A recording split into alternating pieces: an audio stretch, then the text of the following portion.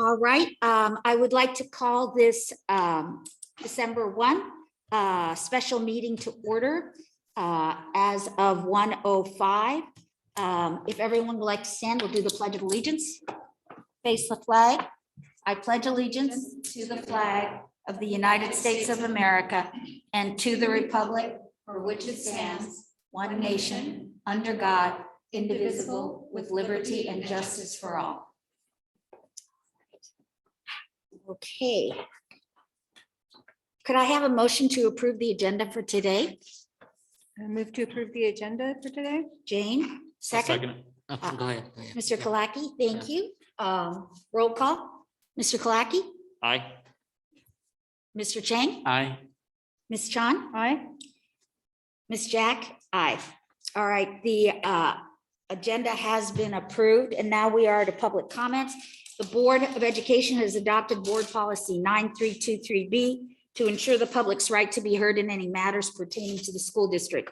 Persons who wish to provide public comment will have three options: submit an online form, request to speak during the meeting and a phone dial-in, request to speak during the meeting via a public comment card. With respect to the online form, the public may submit public comments for the open session on December 1 from 8:30 to 11:30. As of 11:30 a.m., we have received no public comments via the online form for today's meeting. Second, request to speak during the meeting via the Q&A and phone dial-in. The meeting will pause for one moment to take requests to speak. The raise hand function is used to take requests during the public comment period. For online attendees, please raise the hand icon to add yourself to the queue. For phone attendees, dial *9. The speaking order will be determined based on the order of requests received. Individual speakers will be unmuted and called to speak. Request to speak during the meeting in person via the public comment card. Please complete the public comment card and submit the completed card to the designated drop box with the assistant to the superintendent no later than when the agenda section is called by the board president. Opportunities for the public comment are offered prior to this meeting for matters on the agenda. The board reserves the right to add public comment period prior to any individual item on the agenda. 5 minutes will be allotted to each speaker and a minute of 20 minutes to each subject matter. However, in the event there are more than 4 speakers on the same subject matter, the board president retains the right to adjust and limit the time allocated to each speaker to ensure that all wishing to speak will be heard within the 20-minute period. Communications from the audience concerning matters on the agenda may be heard at this time, but not responded to by the board. Dr. Choi, are we starting the 1-minute process now? We are. Thank you. We're pausing for 1 minute to take requests. If you'd like to make a request to speak regarding matters on the agenda, please press the raise hand icon, dial *9, or submit a public comment card.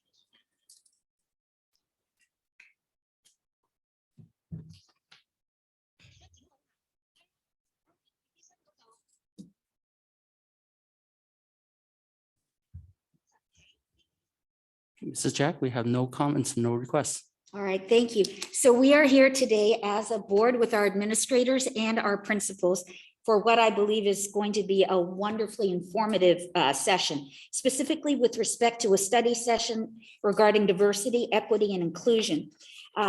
It will be facilitated by Dr. Carla Ray, who is with the Carla Ray Group. And if it would be all right, Dr. Delatorre, I would like you to introduce our very important guest and leader today.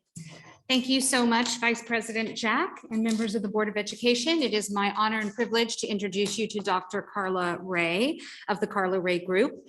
Dr. Ray has over 31 years of experience serving public education institutions. She was the president of a statewide organization called the California Association of Joint Powers Authority.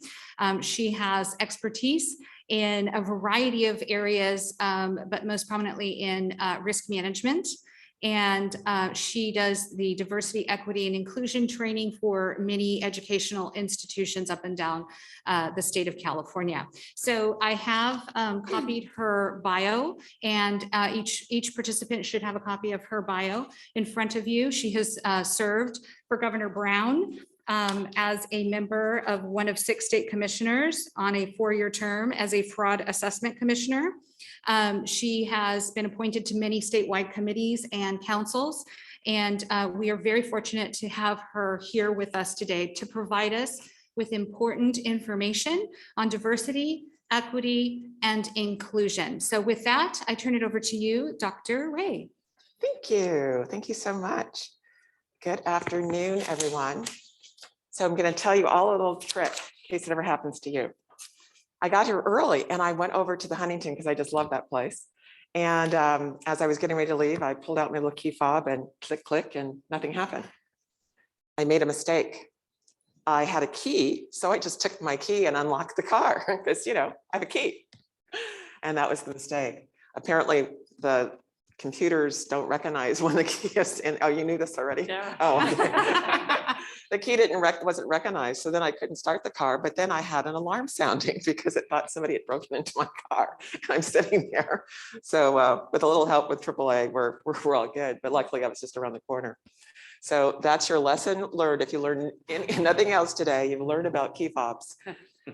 But today we are going to get into a rather difficult. Maybe I should just click this.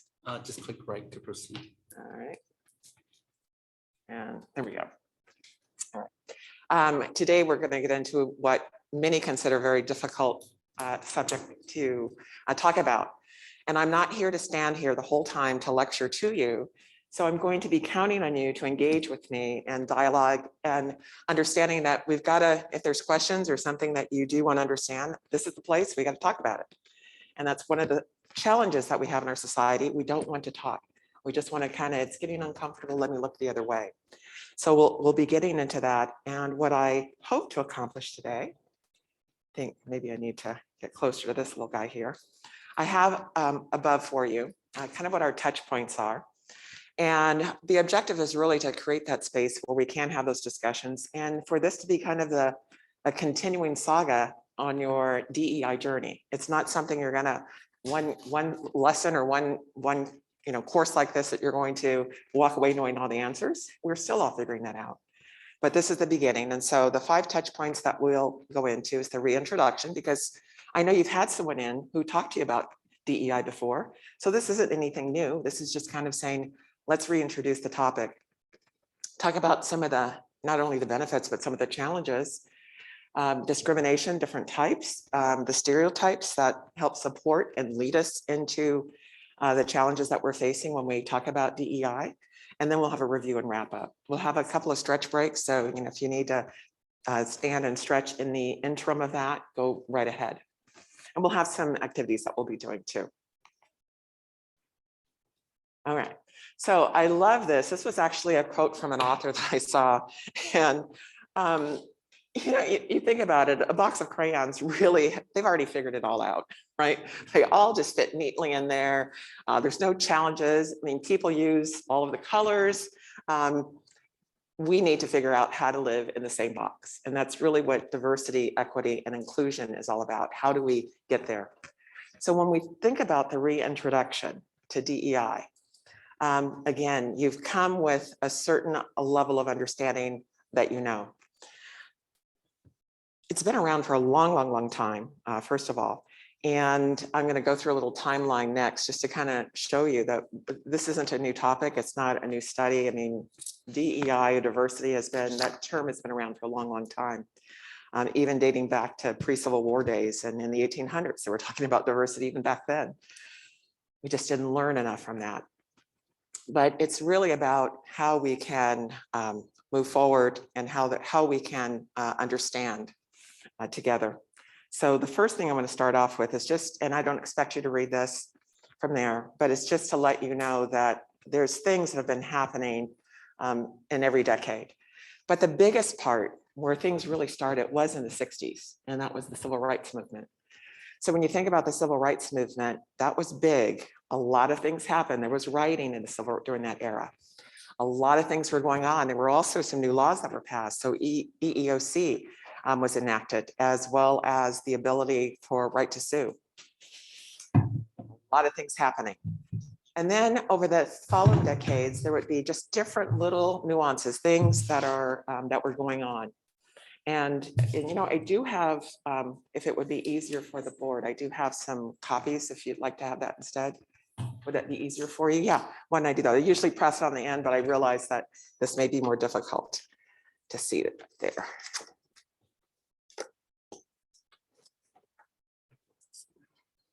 Let's see if this is make sure. Yeah. I think I have enough there. Got it. I'll give a minute for everybody to get that, because I think some of those states you might enjoy looking at.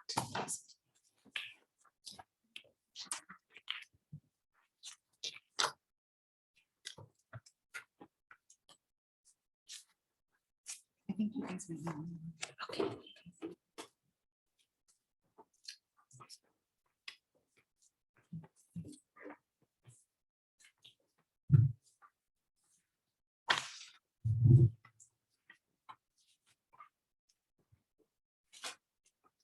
You got a copy?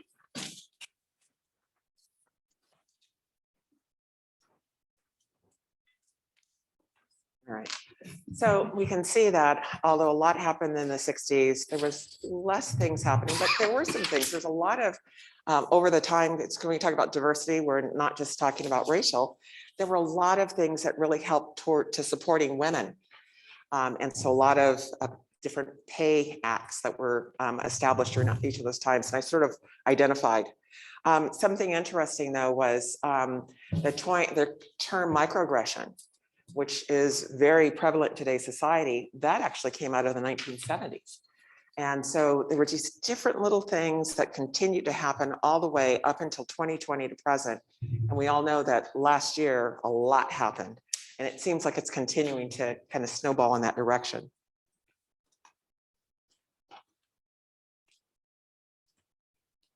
So before we go any further, let's think about, are you what you eat? And that's our icebreaker so that we can get to know each other a little bit better.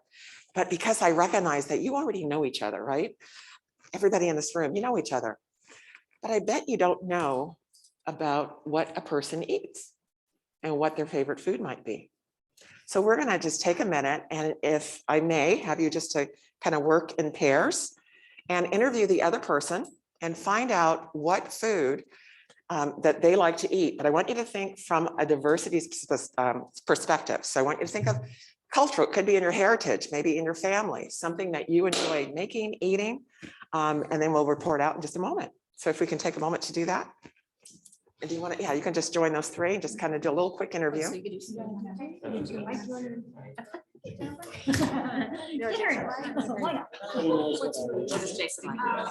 me guess. I'd like to try. Here. Or Really? I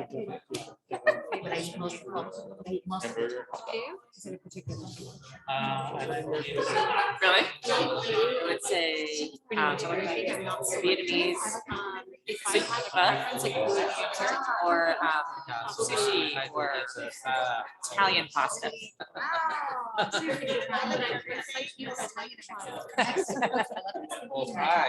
Tempura.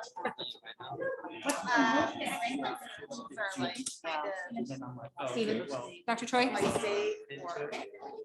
Actually, I'm gonna turn Fill the into mic any for us, food, right? I'm hungry. really smell, maybe, yeah. Definitely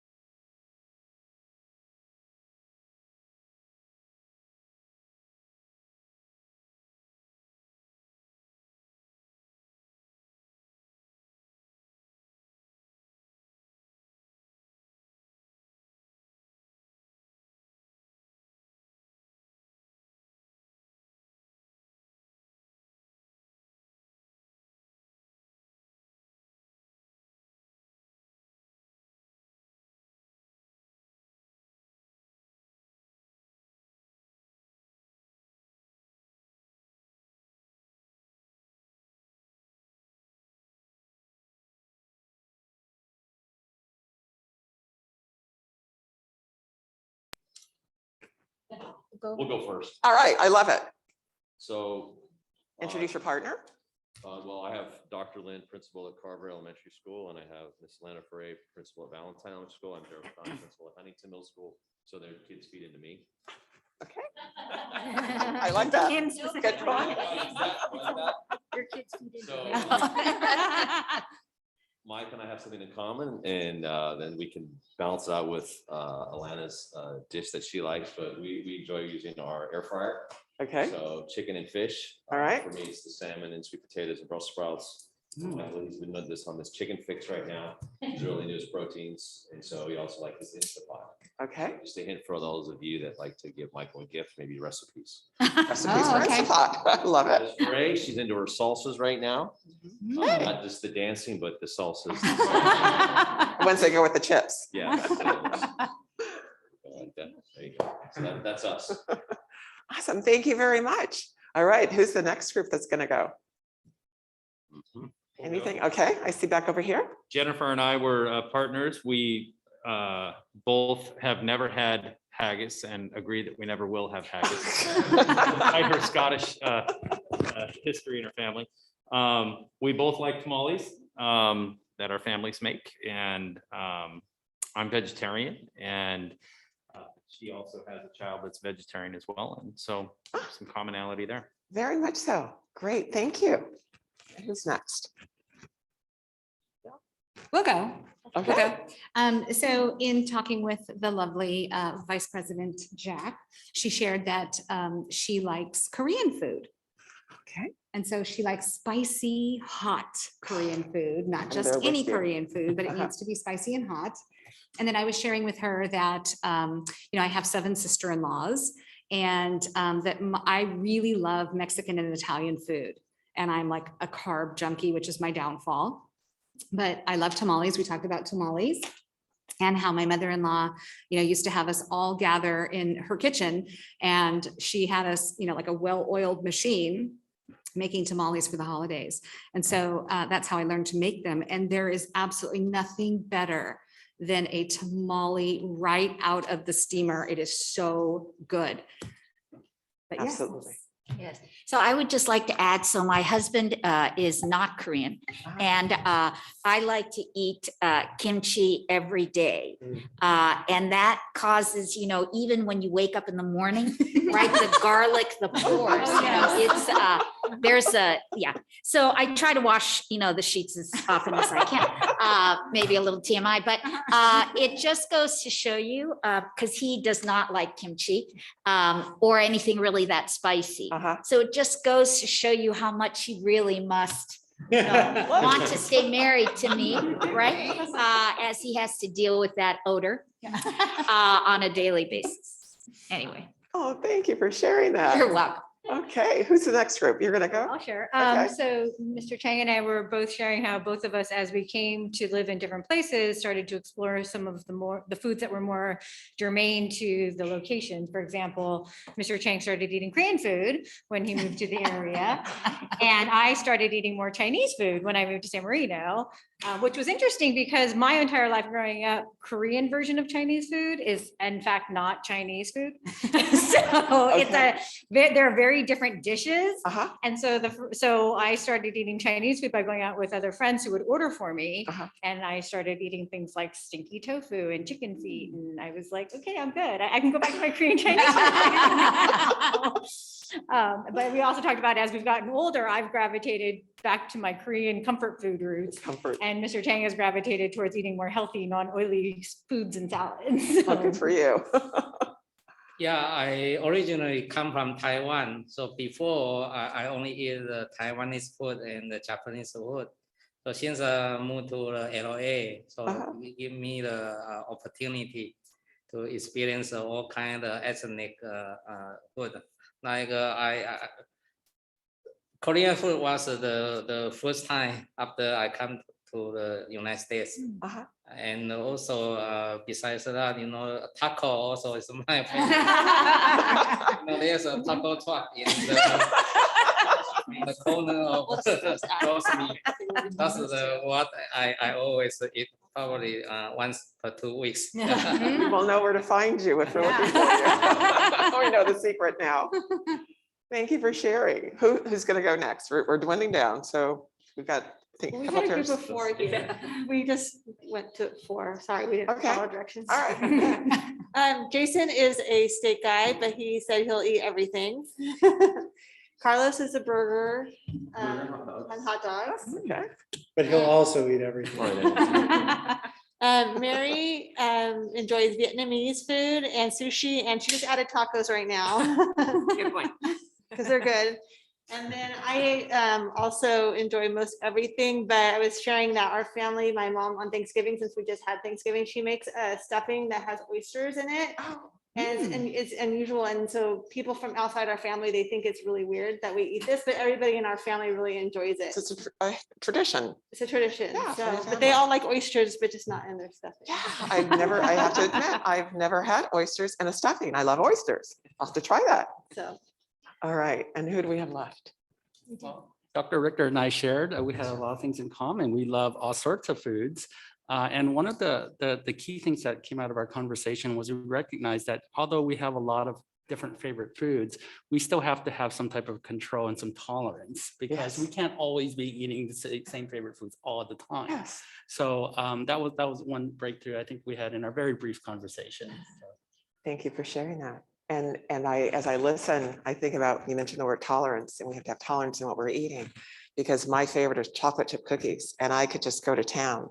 And if you pair that with some Breyer's homemade, now it's homemade, not home style, homemade Breyer's ice cream. Oh my goodness. I don't need to come back up for air or anything. I can just polish it all off. What I loved though, is that you found some commonalities. Now, was any of this new to anyone? Did you already know these foods, or is this something that you just learned today about your partner? Yeah, kind of some new things. And really that's what it's all about, is finding, and I think you said it, commonalities, right? Although if you're in Scotland, I would probably avoid the Chinese food. Not really what I don't think any of us may relate to. So just a little tip on that too. But that's really what, when you think about diversity, we have a diverse group, we have diverse bellies, right? We like a wide variety of things, and we like them for different reasons. And sometimes it dates back to our heritage. Sometimes it's just because something someone introduced us to, and we didn't hear from you. Because I'm looking at you. Tell me what your food is. Wait, I like noodles. Noodles. So, yeah, so that crosses over a lot. It does. A lot of different cultures. Yeah. So I like Japanese noodles, I like Italian pasta, Uh-huh. I like Chinese noodles. I think I'm with you. I never thought about it that way. I like noodles, but they do cross over so many different cultures. Thank you for bringing that to my attention. I just didn't think about it that way. But that's really what our time of today about, is exploring and finding those commonalities and recognizing that when we leave this room, we're coming into contact with a lot more people. And wouldn't it be nice to be able to take a minute? It didn't take us long to do that. Take a minute to learn about someone else and to ask questions about their culture, about their heritage. So why we are talking about this and why we need to break it down is our next, get this little guy to go. Thank you, right there. So why we need to break it down. There's 3 things, and I see my why is just, it kind of flipped over. Diversity, equity, and inclusion. You can't have one without the other. So you can't say we're going to have a diverse work team, but we don't really believe in equity, and we certainly don't believe in inclusion. And you can't say we're going to have an inclusive work environment, but not be diverse. They all go together. And equity sometimes is confused with equality. And what we're talking about here will be very clear. It's equity, because equality probably already exists, right? People have equal access, but it's the equity. Is it fair? Is it really meeting everyone where they are? Maybe someone needs something in a different language. Someone needs, someone might be, have a disability and may need some assistance there. So that's where that equity piece comes in. Diversity is really about the different characteristics in a given setting. I've put those words in red so they just really kind of, you focus in on them, the impartiality and fairness and that sense of belonging. And that's what inclusion is all about. And too often today in our society, we're missing one or two of those elements. We may have three things we're shooting for, but we seem to miss the boat. And inclusion, if people don't have a sense of belonging or sense that they really need to be here, that you want them here, it's not going to work. Right? So that's kind of what this is all about. Inclusion's that acceptance piece, equity is the access piece. Right. Oh, it looks like it's working. So why are we talking about it today, especially when we know that it's been around for a while? It's 9 minutes and 29 seconds.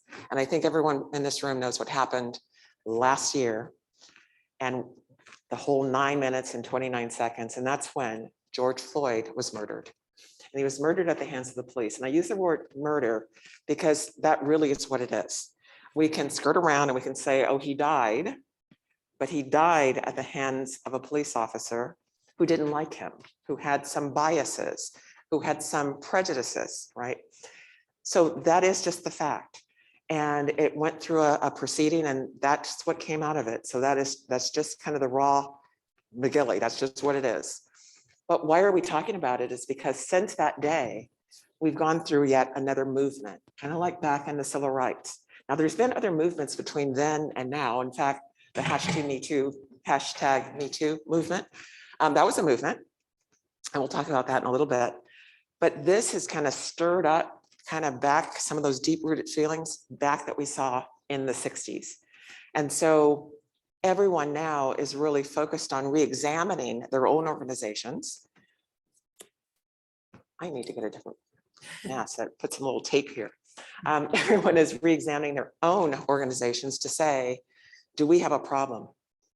Now, I applaud, there's some of the major companies and what they did was right after this happened, they actually went over to their employees and they felt that because they had a diverse population, oh, that maybe I'll, yeah, because this one just keeps sliding down and it could just be my mouth because I'm moving.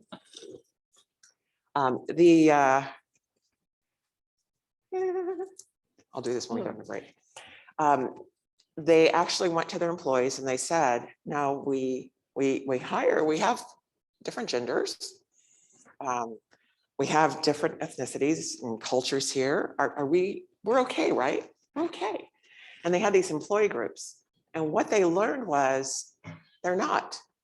Because while it looked like a diverse team and it looked like it was an inclusive environment, people got along, there wasn't any problems.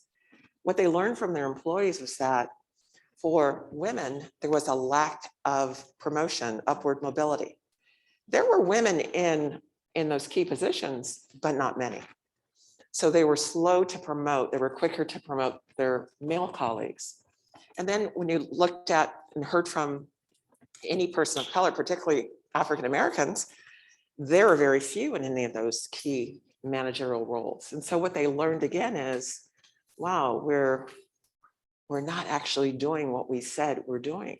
And so from that, they've now created some task groups and they're actually moving in a different direction to make sure that they do put in equity and do a better job of inclusion because they have already nailed down the diverse part. So that's kind of what's happening and why we're all talking about this today. And since then, we're seeing attention given to this topic, not just in the United States, not just in California and in our nation, but across nations, because George Floyd reached worldwide. Everyone was watching, everyone knew what happened. And so it's really given us an opportunity to improve our own practices here in the States. Okay, I think I'll use that one instead. So does this picture resonate with anyone? Yeah, everybody kind of remembers. And whether it was this group or it was another across our country, abroad, this is what we were seeing. And it really speaks to things that make us uncomfortable. How do you feel when you see white supremacy? How do you feel about no justice, no peace? What does that make you feel? Or Black Lives Matter? Now, so often I hear people say, when they hear that term, Black Lives Matter, they'll repeat back, no, I believe all lives matter. Has anyone ever heard that? Or maybe even said that? and thinking you're kind of like on the bandwagon, you're green. You're saying, yeah, it's not just your life, Carla. It's all lives. My life matters too. I'm a minority. I've had people say that to me. But you're missing the boat. So I'm going to caution you. If someone says Black Lives Matter, leave it be. It's not a contest. We're not trying to see if one life is worth more than another. The reason the attention and the focus is on Black lives, and it needs to be, is because that's the group, the large group, who for so long has had these challenges. And oftentimes people think that racism doesn't exist because they look around and they see African Americans in top positions. You know, there's the CEO of Kaiser is African American. We had a president who was African American. So you kind of look at those people and say, well, there couldn't be racism because how could this be? But there is. And as we get to know each other a little bit more, then I'll share some stories with you of my own journey and things that I've experienced. And even in my last position, where I was CEO of an organization, some of the microaggressive comments that were made, and maybe it'll have you to begin to think about things that you've heard, witnessed, or maybe even unknowingly have said yourselves. And that's the part about being real. Now, there are challenges with diversity. And so the challenges are, there could be communication barriers, because if you're talking about a diverse group of people, and even in this room, as you were talking about your foods and what you like, I heard different people say, this is where I'm from this place. So sometimes language can be a barrier. There could be unfair prejudices because we have our own opinion on things. And so if someone is from a certain country, maybe someone else has a perception of what that really means or what those people are like. And so that can play into trying to have that diverse workforce. Lack of gender certainly is an area, but lack of gender in key roles, and then our ethnic diversity. So there are quite a few things that really adds to it. And what if you get a group of people, unlike the crayon box, we get a group of people with various backgrounds and cultures, and you put them all together. Do you think there could be some conflicts? Oh, you betcha. And so as an employer, those are things that you have to kind of navigate, figure out before you go there. I'm going to use another word that's going to make maybe some of the hairs climb. And if it does, that's okay, right? We're here to talk about this, and that's the word systemic racism.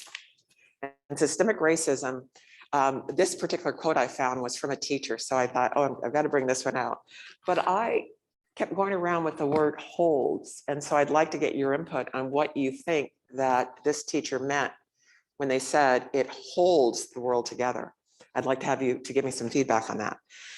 But the civil rights leaders have been talking about this. And again, this is where it goes back decades and decades and decades ago. But more recently, since last year, we're hearing more of that term being brought out, that we here in America, we have systemic racism.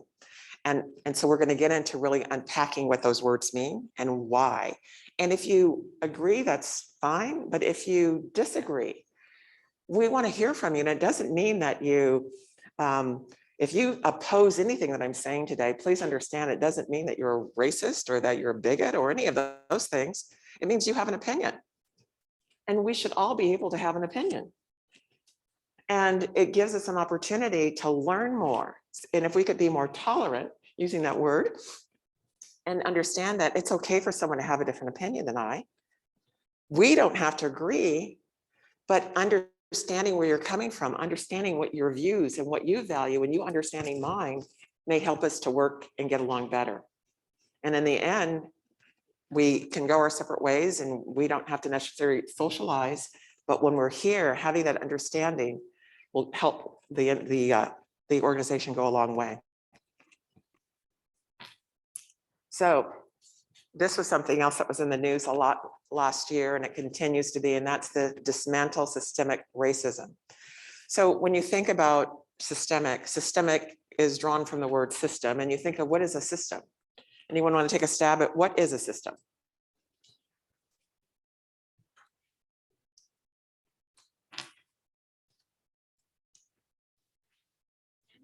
Set of, Policies and practices behind an organization or Yes. structure and institution. Yes, yeah, that's really it, set of rules. And so just imagine, so that systemic part, there's a system, there's a set of rules, policies, maybe practices, and they're put in place. But when you see the word systemic, it's more rooted than that. It's in place for a reason. And the reason usually is to oppose or oppress someone or a group of people. So in the news this morning, I don't know how many of you heard and I haven't heard the news since then because I wasn't listening to it in the car, but Roe versus Wade is up for grabs, and it's may have already gotten overturned so far. But that's one of those things that it was, people are saying there may be groups of people who, though you may not agree with the whole abortion, and maybe there should be other options, pulling that away from someone where there really may be a need. Maybe we can be a little bit more tolerant and find that common ground and find somewhere to meet in the middle. But instead we're going one way, we're just flip-flopping and going back. Or you consider some of the voter suppression laws that are happening in some of the states. Who is that really aimed to hurt? People who don't have cars, who have to walk or take a bus. And then when you get there, it better not be hot because you certainly can't drink any water unless you brought it yourself. So it's those kinds of things that keep this word alive, that it's things that are being done intentionally towards a group of people. Now, when you look up on the slides, I've given you some groups that typically things are put in place to go against or to hurt the list that you see. So it could be the Asian population, Blacks, we've talked about Blacks, Hispanic and Latinx, Middle Eastern, and I bet we'll hear more and more about that. Pacific Islanders, multiracial, we're gonna hear a lot more about that, as well as the indigenous population. So these different groups of people, if you have your own perception about them, then you're gonna be all for whatever that new set of policies or rules to put in place that can oppress or hurt them. But when that happens, you're really hurting everyone. And if you think about today's environment, we are a multicultural, multiracial environment. You don't know, just because someone looks a certain way, you don't know what their spouse looks like or their kids or their grandkids. And so while you're sitting there with your own ideologies, you could also be offending someone because even though they may look like you and share some of the same viewpoints, their family members are made up of all kinds. And it's that crayon box that we saw. But the common goal there is oppression. So we talked about some of the challenges, and after hearing the challenges, you're thinking, okay, maybe we should just call it quits now, forget this whole diversity thing. There's a lot that we have to think about, but there are also benefits. And it is important because if we all thought the same, think about that, if all of us had the same, that group think, we all said the same thing, thought the same thing, how are you going to really advance the goals of this district? You need varied opinions. You need varied backgrounds and interests. You need people who have gone through different things so they can bring that to share. This is what I experienced. I remember very vividly walking home from school. This is when I was in high school. And I would walk home from school, and my parents had adopted a boy who was 5 years older. So he was out of school and he would come and walk with me. He'd meet me at school and we'd walk home together. Now, he didn't look like me. And so as we were walking home, but he is older, so he was a little wiser, we often would get stopped. Now, who do you think stopped us as we were walking home from school? Remember, he's 5 years older, so maybe that was a concern. Why is this person who's clearly older walking with this kid? Any ideas, any guess? Who might have stopped me? Law enforcement. Law enforcement. Now, what might have helped, and most of you may have come to that conclusion if I said quicker where I was, I grew up in Pacific Palisades. Anybody know where that is? Mm-hmm. So high school, meaning a few years ago, not many. You can imagine what Pacific Palisades may have looked like then. And so here you have this Black kid walking home from school. Now, the other thing that might have helped you were really good at coming up with the right answer. But another clue that I could have given you is what my adopted brother looked like. Probably of a different race or ethnicity. He was Hispanic, Mhm. and which actually played out very well for me because he would help me with my Spanish homework and he would tutor some of the kids in the class with Spanish. But yes, we would be, the two of us are walking back home and we would be stopped. He was very quick to respond to the officers when they asked where we were going. Anybody want to take a guess what he might have said? Well, yeah, that may not have worked though. Think about it. You're going home? Yeah, right. A black kid and a Mexican going home at Pacific Palisades? I don't think so. Maybe you need to come down to the station with me and we'll figure it out. Any other guesses? What would a Hispanic and a black kid, what would he have said to that police officer that may have been more accepting? Candy shop. How about The bus. Work. our moms? Work up the street, we're headed to the house. And after going through a few officers with that story about we're going to, our moms are working, they would just wave. And see, they, oh, there's those kids, yeah, their moms work up there. So if our moms worked up there, then that must have meant our moms were maids, housekeepers, which is nothing wrong with that. But see, they came to a conclusion because I couldn't have lived there and certainly he couldn't have. And has continued all of these years. But the difference is, you know, we need to change. And so what diversity is going to do is I bring that perspective wherever I go. I have a different lens that I look through. I may see something that you may not see if you're planning something because of my own experiences. That's why we need the varied perspectives. We need to understand that we can reduce fear together. When we ask questions, we can then kind of relieve some of those pent up emotions we have or some of our own thoughts as to, you know, why you think about a certain person or a certain food or a certain culture or a certain ethnic group.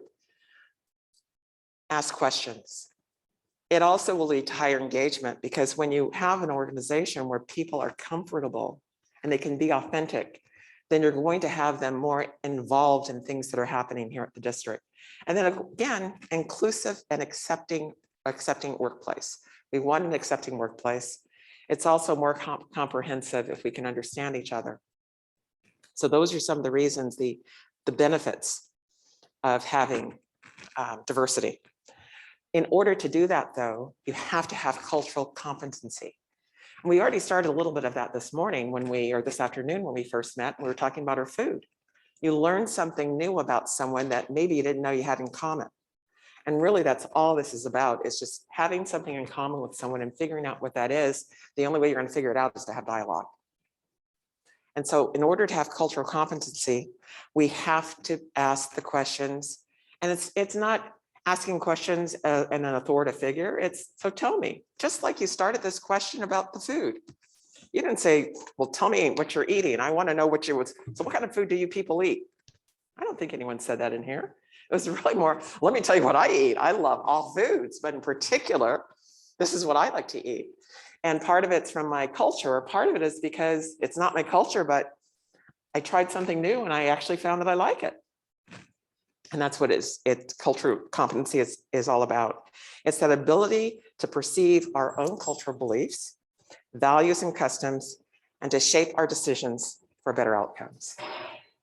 The more we talk, the more we engage, the more we're able to do that. Now we're going to go into a table discussion. And so the way we'll do this is, maybe since you four have already formed a foursome here, we'll have you four back there kind of work together. And then we'll just kind of split into groups.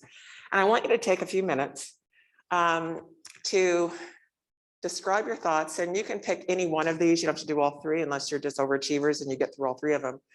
But I'd like to have, at least for this side of the room, I'd like for you to start with the first two bullet points. And this half of the room start with the second and third bullet points. And just kind of pair off and just kind of talk amongst yourselves. A few ways we can improve cultural competency and discuss whether it's important to focus on the progress made or the work that lies ahead. That's this side of the room. And this side of the room, you're going to describe thoughts on whether opposing sides who view systemic racism can share common values. And also you're going to identify ways we can improve our cultural competency. Okay? Clock starts now. 2 and 3. And you just have a few minutes, 2 so and 3, right? you're not going to write a thesis on it.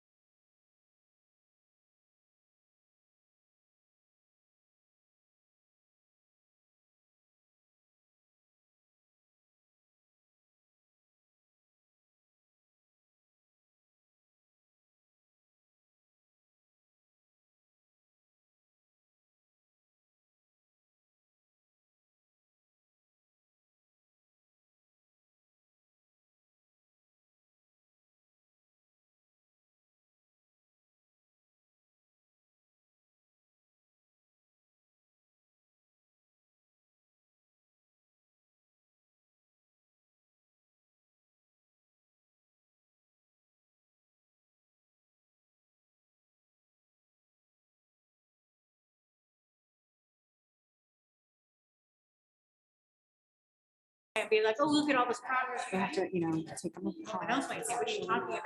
That's not progress. That's many to understand And from sometimes different starting, different people have different starting. points. Okay, let's come on and wind down and get back to your ungroup yourself. All right, Mike, I nominate you to speak first. Yeah, Glad I'd we like found somebody that to commonality. be your speaking for you. Okay, we're ready to begin. Okay. All right, I'm anxious to hear what you have to say. So why don't we start with this side of the room? You were answering the first two questions. So who wants to speak for this group over here? Me? Sure. Okay. And look at anyway. It was a nice discussion. I've been here only since summer. I've come from different districts. Okay. And I feel as though we were saying our students are very tolerant and supportive of one another. Mhm. I'm sure it's there. It always is there, but you know, we haven't come across a lot of issues where students are bullying or saying hurtful things based on race or culture. Mhm.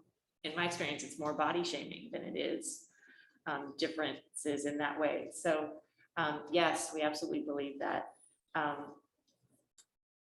sharing common values like family and education and success sort of bridge, and that's tends to be the topic of conversation is Mhm. the positive goals that they all share, Mhm. supporting and encouraging each other.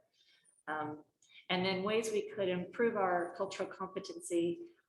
We see it in our clubs who share their diversity, as well as just the friends who, when they go over to each other's houses and learn about the different foods or the different ways of living, we find our students, since we are a diverse district, get a lot of these experiences both at school and at home.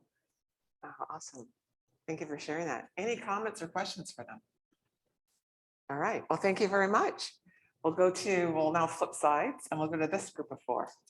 All right, so our group picks the third topic as far as whether we focus on progress from the past or progress that's yet to be achieved. Okay. And there were a couple of different views that there's on one side, it's definitely important to look back and determine what progress has been made so that we can make sure that there's commonality in definitions and acceptance of various, you know, terms and ideas that have been achieved. And then on the other side, there is an important aspect of trying to find where progress can still move forward. There, you know, for example, we talked briefly about one example in our district, although it wasn't necessarily a racism issue, it was definitely an inclusion and equity issue, dealing with a recent request that gender fluid restrooms be provided in our schools for parts of our community. And although there may have been certain accommodations in the past, so looking back, we may see, well, there were some accommodations for certain students. What can be done in the future to be able to provide that equity and that inclusion for the diversity in our community? Right. Thank you very much. Any comments for this group? So I'm going to flop back over on this side. Yeah.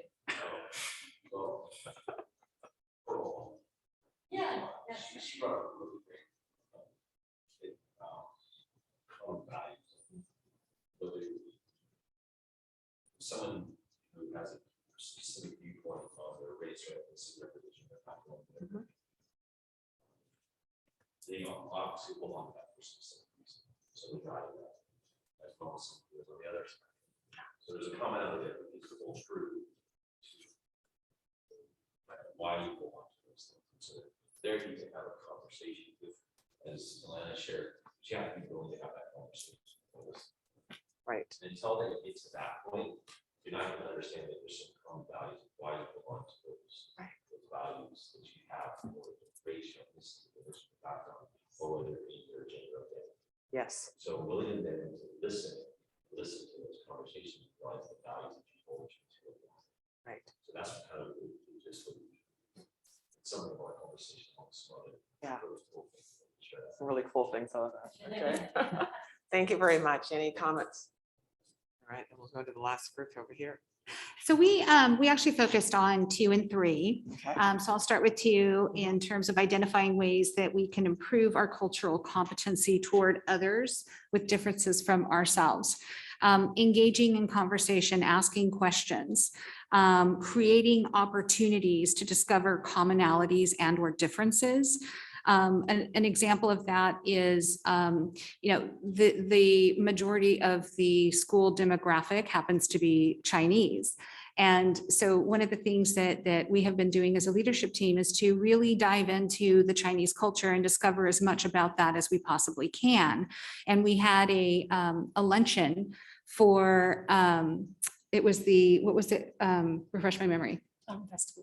The Mid-Autumn Festival, thank you. And so we told this story and we showed a video of traditions that take place related to the Mid-Autumn Festival, and it was very successful. We got a lot of positive feedback and people engaged in conversation and asked questions about that.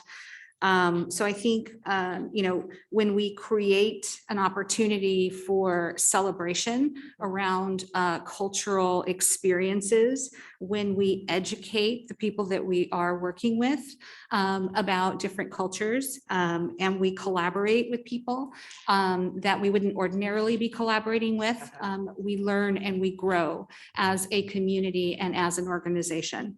And then the third discussion point, we really looked at that and we thought, we have to do both. We have to look at the progress that we're making, because if you can't measure it, you can't manage it. We need to be able to also identify a plan to be forward thinking and be adaptable to changes as they take place, because communities change in terms of their demographic, organizations change in terms of their demographic. And so we have to adapt to those changes, embrace them, and then just embrace the fact that we need to be lifelong learners and open to cultural diversity. And get that message that we all are lifelong learners. Mhm. It's not just a group of people, it's really all of us. We should have that desire, that thirst, that we want to learn more. And that's how you create that kind of tolerant, cultural, competent environment. So great, thank you very much. There are 2 sides about, with these questions, all of these questions I have, there are different points of view and there's no right or wrong answer. So it's really about collaborating and talking it through and coming up with what you, as a group, yeah, I can agree to that. But understand that these are all meant to really open up a dialogue. And I liked the way that you said, we talked about more things, or there's some other things that we'll share later, because it does get you to think. A few slides back, I showed you a quote by a teacher, and the question was, the word holds. It holds our nation together. What do you think was meant by that? We need to go back to that. Right there. Systemic racism is this ever-present force, kind of like gravity. You can't see it, but you can experience its effects, and it holds the world together. We were just talking about this in our discussion. Hold is an action verb. Of power. Force. There's a level of power where power is not equally distributed. And therefore, there is this repressing, and it has happened in history. Yes. That it be, I think, many times happens in the history, or to go back further. Yes. So it is a current form of world order. And the word hold, there is no stability involved because there's a structure of power. Yes, very deep. Thank you. Did anyone else come up with that? Come up with something different? Or something different you'd like to share? Please. I think at a certain degree there, it makes people want to feel like it's a good thing, because you want things to be held together. You don't want things falling apart. And so it almost implies that that's a good thing, when in fact, dissuades people from wanting to talk about something or Yes. dismantle it Uh-huh. because of the fear that would come from breaking it apart. Yes. So when you say it holds it, normally you want to hold things together, but this becomes kind of a, but do we want to hold that? And so it does what we really don't want to do, which it makes us hold our own comments in. And we don't want to get involved. We don't want to say anything for fear of what someone might think about it or what they may say about us. And so it just kind of continues to perpetuate. Any other thoughts about this? I just, when I read it, I didn't like it. It's true. Yeah. You know, that's the thing. I mean, people feel if they've got a group that they can agree with, then it holds that group together because there's commonality. Uh-huh. But in this context of systemic racism, I mean, it's kind of sad. Thank you. Yes. I think it's interesting how it's worded because how you view the word hold really depends on how you view the world.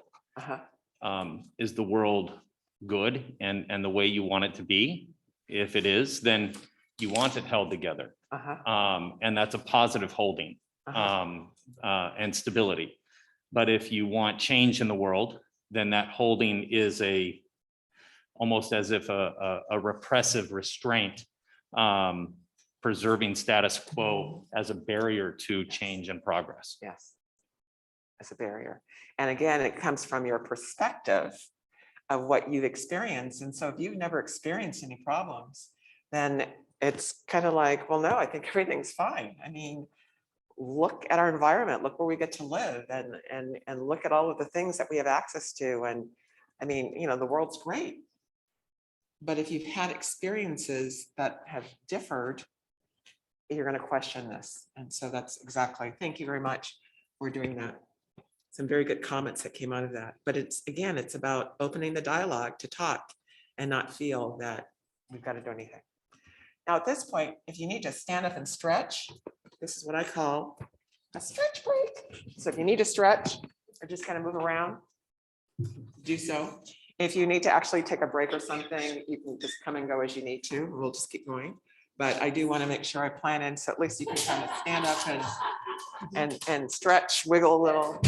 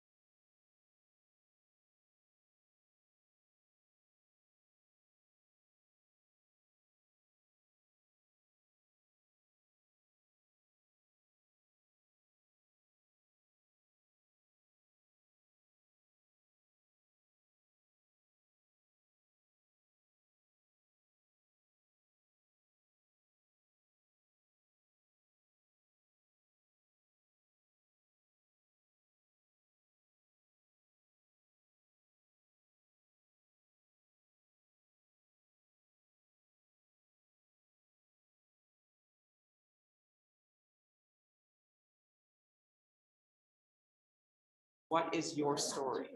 And it could be, well, I've never been discriminated against and I don't have a story. Or it could be I witnessed discrimination in my lifetime, maybe not at this district, maybe a past, organization. Not gonna answer it right now, but just be thinking about it. And as we go through this next segment, I want you to really, especially if you think you haven't, kind of think through your family, heritage, and just be prepared a little bit later. So this is something that we'll come back to. In some cases, people have, they have seen something that's happened. And I want you to kind of think about being prepared to be open and talk. So one of the things that I can recall, and you may not have noticed, but I'm a little tall. Did anybody notice that? Or is it just me? Right, I'm a little tall, right? And I don't necessarily wear flats all the time, although I have low heels on today. Even with a low heel, it's close to 3 inches. So just imagine if I'm speaking to you and I'm upset, I'm angry, and you're seated. So you're looking up even higher because I'm tall. But let's compound that with maybe some things that we think about Black people, especially especially women, angry Black women. Have you ever heard of anything? Any comments, angry Black? Sure. Like don't mess with anything. So if I'm upset and I'm speaking to you in that tone, you may have that recollection. Oh my goodness, there's this angry, tall Black woman yelling at me. I'm fearful and forget to hear what the message. Now, I shouldn't be yelling in the first place, but now the person who I'm speaking to isn't even receiving what I'm saying because they're too busy being concerned with their own kind of misconceptions or preconceptions about who I am and what I'm doing and not even hearing what I'm saying. I could be just saying, turn up the radio or turn up the heat, it's too cold in here.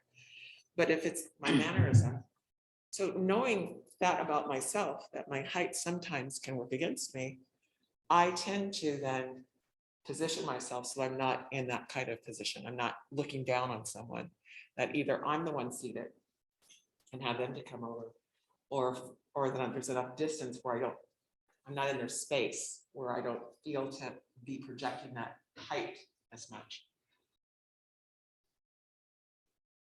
That in itself, and the reason I'm sharing that with you is because I can remember a time when we were engaged in a very heated conversation.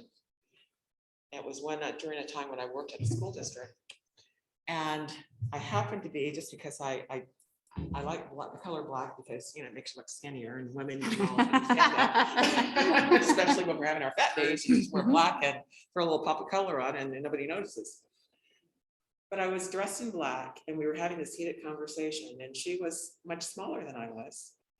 And she said, "I'm scared. You're making me scared." And that just caught me totally. I mean, I'm not a militant. I wasn't that kind. We were just engaged in a discussion. But she didn't like my viewpoint. And so she pulled out and said, "I'm scared," and ran out the office. That was her way of shutting me down. And it was a form of discrimination the actions that resulted after that. So again, we all have a story and something to tell, and our stories is what shapes us into what we become. So think about what your story might be as we go on. Now we're going to get into some other forms of discrimination. And when I'm saying gender, I'm not just speaking male, female. Understand that now it's covering gender neutral, it's covering everything. And if we were to you could spend a whole hour on talking about all of the various genders there are now, but it's being sensitive to not only race and color, but also gender, because we can't assume, and we shouldn't assume, we should ask. And so when you think about this statement, when a person is denied equal employment opportunities because of that person's gender, it could be whatever that person identifies with, but also because of their race or has personal characteristics associated with the race. Now, my nephew, one of the things that he had shared with me was that when he lives in another state, he lives in North Carolina.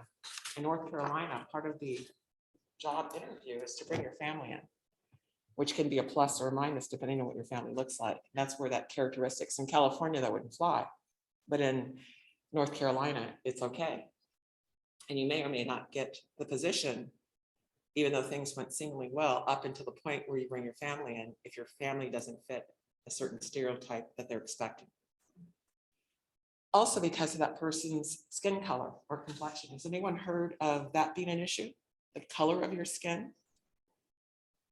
Now, what I'm speaking of here is a little bit deeper than just the color within my race. So within each culture, there are different skin tones. And it's not common just with African Americans. It's in a lot of different, with Hispanics, with Asians. If your skin color is of a lighter shade, you have more favoritism, you have more privilege, which sort of rhymes with what we saw earlier about white privilege. So it's supposed to be better. The lighter you are, the better it is. And if you have darker skin tones within those cultures, you may have some challenges. You may have things that people think about you, and it could block you. And so I always throw this in because it's something for us just to kind of keep in mind that just because we're saying, well, no, we have other people, we have other cultures or other ethnicities of that person, we're not discriminating. Think about your own perception and then think about, well, gee, now that I think about it, they're all light skinned. Because we could very well be doing some discrimination just based on color alone. And colorism was actually something that came out of the 1970s, and it was an author, actually she's the one that's behind The Color Purple, and she coined that term. And she was actually speaking of within the African-American population that there's so many different shades of brown, from very, very light to what they call white passing or passing to very, very, very chocolate brown. And within that race, there is also racism amongst people that share the same. And that's also true with Asian cultures and Hispanic cultures, that depending on your color of your skin will determine kind of what types of advantages you may or may not have. And that I said 1970s, but it's 1982, which is my notes. So that leads us to then talking about what you see, the chart that you see in front of you right now. It's my idea of trying to cover everybody. So we've got our, what appears to be a male figure, a female figure, and then that last figure is just to cover anybody and everyone who does not identify with either being male or female. And now we're talking about harassment. So would you consider harassment as a form of discrimination? What can be, absolutely, if you're harassing someone because of these reasons and because of your own perception or bias. And I listed on the slide for you so you can see, when you're talking about workplace harassment, these are all the categories. So if you're going to be harassing someone, this is the list you really want to know, because this is the list that gets so many organizations, whether it's a public school or it's a big Fortune 500, this is what gets folks in trouble. They don't realize it. And it could be something very simple. So it could be something as simple as sending an email where you're referencing something about baby boomers. And you're targeting at one particular person that's in the office who happens to be the only baby boomer in the office. And so you're making almost like a joke. It's kind of a joke, but it's not funny to that person. It may be funny to you if you're 20 something, but it's not funny to the person who is the over 40. And so oftentimes you take that and then you can compound it, because not only may they be over 40, they may have some kind of different gender identity, or their religious beliefs may be different. And now it starts snowballing on all of the reasons that they feel you're targeting them and that you're harassing. So kind of, again, as you're thinking about discrimination in your story, thinking about in the past, maybe someplace else that you work, where you either witnessed or maybe you unknowingly participated. And I'm not going to ask you to speak up on that, but just it's a time to just reflect back on your own experiences. tolerance is really about that respect and equity. And we, as we talked earlier, it's something that we do need to have more of. And I loved when we were in the groups and you were talking about how you would go about creating that. The civility part is really about caring for someone else, caring about their identity, caring and feeling that they matter and making sure that they feel that.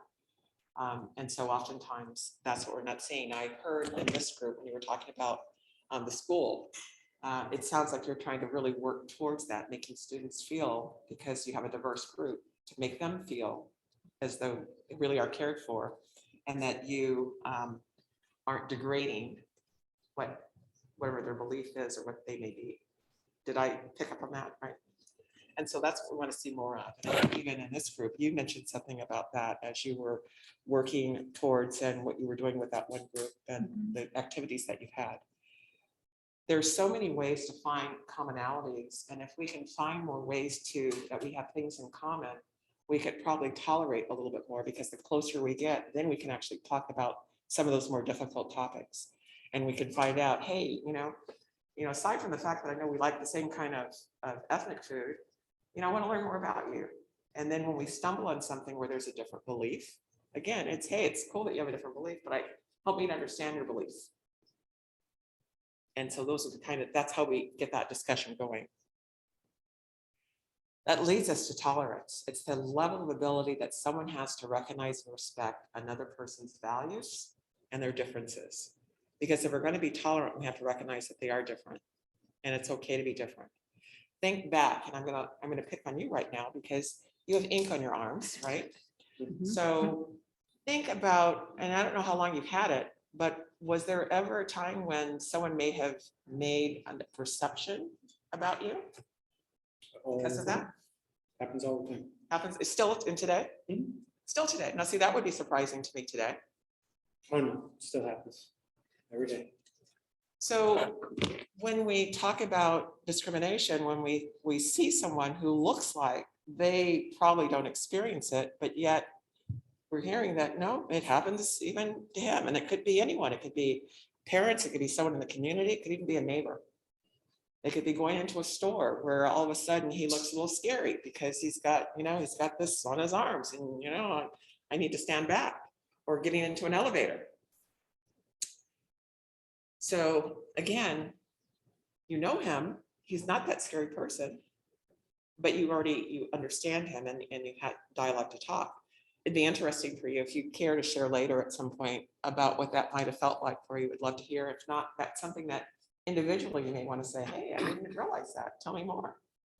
Because that's how we're going to overcome all of this. We have to take ownership of our own selves and our feelings. When something happens, that's where we want to understand intervention. And I come from, as Dr. De La Torre had mentioned in the introduction, I come from a risk management background, which just simply means that it's always looking at the worst case scenario, trying to figure out, okay, what's the worst thing that can happen and how can I plan around it? Now, worst case doesn't mean that somebody's going to slip, trip, or fall. The worst case could be what I would be thinking right now, particularly as a school district. Worst case scenario is we have another shutdown.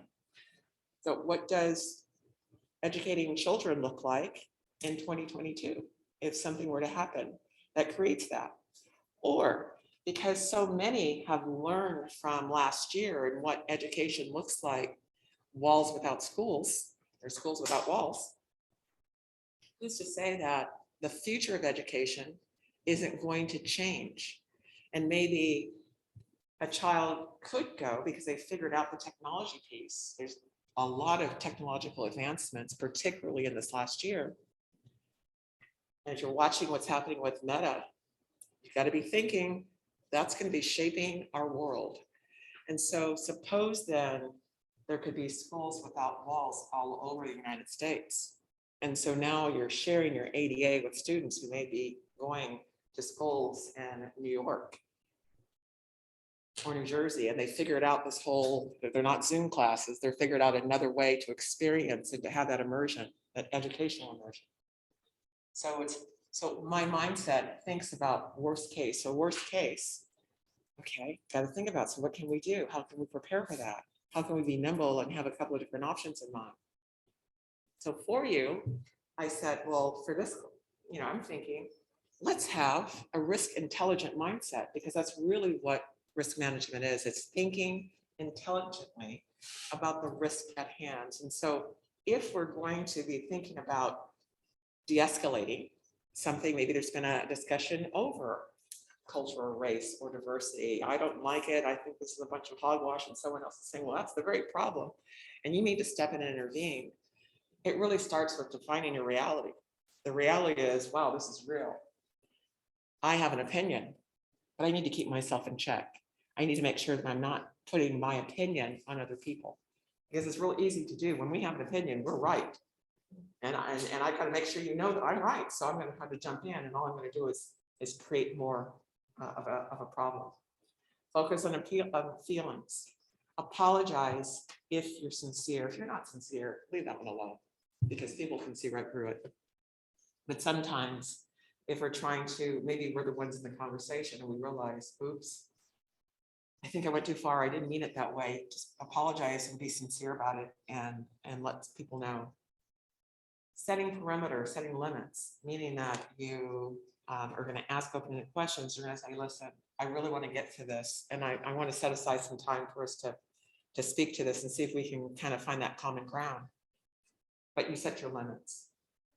You also want to listen, acknowledge. So when you're listening to someone, listening is not having your phone out, because we all know that's not listening. That's not active listening, but listening with your eyes. And let's face it, nowadays with masks on, you really need to let your eyes talk for you, because you can't see the expression on your face. So when you were talking and some of the things you were saying, I was so excited about, you can't see that. So I'm trying to show it to my eyes. So again, you're gonna listen and acknowledge and practice empathy. We could all use a little bit more empathy. We're going to monitor disruptors, and that's really a risk intelligent mindset, because we're constantly looking at what else can go wrong in the situation. Someone else can come in and join. They could become more heightened and want to rush out. We want to get this really solved. So again, you're kind of want to respect personal space, never get up right on someone, keep those 2 to 3 feet of distance. In today's environment, maybe 6 feet is more appropriate. And be non-judgmental, because this isn't about, again, we all have our own opinions. If we're trying to resolve and find that common ground, it's not my time to try to reinforce my opinions, even though I may have some. Balance your exposures really is another risk intelligent mindset thing. It's really about, okay, I've already defined my reality. Now I've got to recognize that I don't need to put myself in a situation where there could be harm or danger to anyone else. So that means if we need to stop it, we need to know how to stop, when to stop, if it's not going in the right direction. It's telling, I think we need to take a break from this, but I want to continue. Because if you just say, I think we need to take a break, and you walk away, all you've done is make that person feel unheard. So you really want to say, I want to reflect on some of the things that you said. And we need to continue this dialogue, but right now, I think we need to take a break and just kind of think about what each person said. That's really what refraining and intervention is all about. Another table discussion, and we'll just the size of the room and the sake, we'll just kind of stay in our same groups. But I want you to share your thoughts on whether diversity and discrimination exists in your organization, and explain why or why not. Why not? And I want everyone to take that question. And then on this side of the group, my left, I want you to also kind of talk about ways you might encourage or promote tolerance. And to my right, I'd like for you to look at any intervention strategies that were not discussed. Okay, we'll start right now.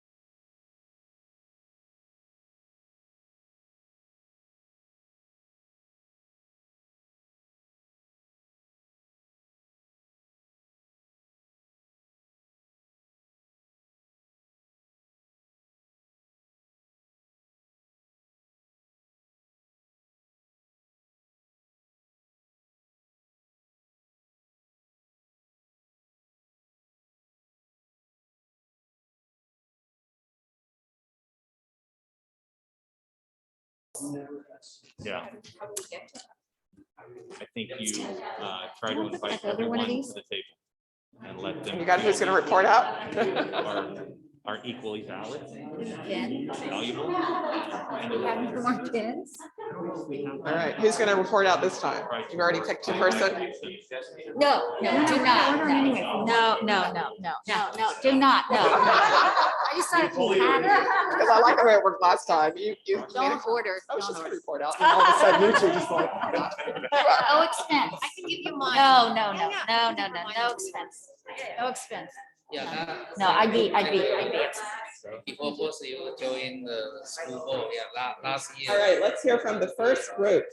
Who wants to share first? All right. Yeah, challenge in Yeah. the school district.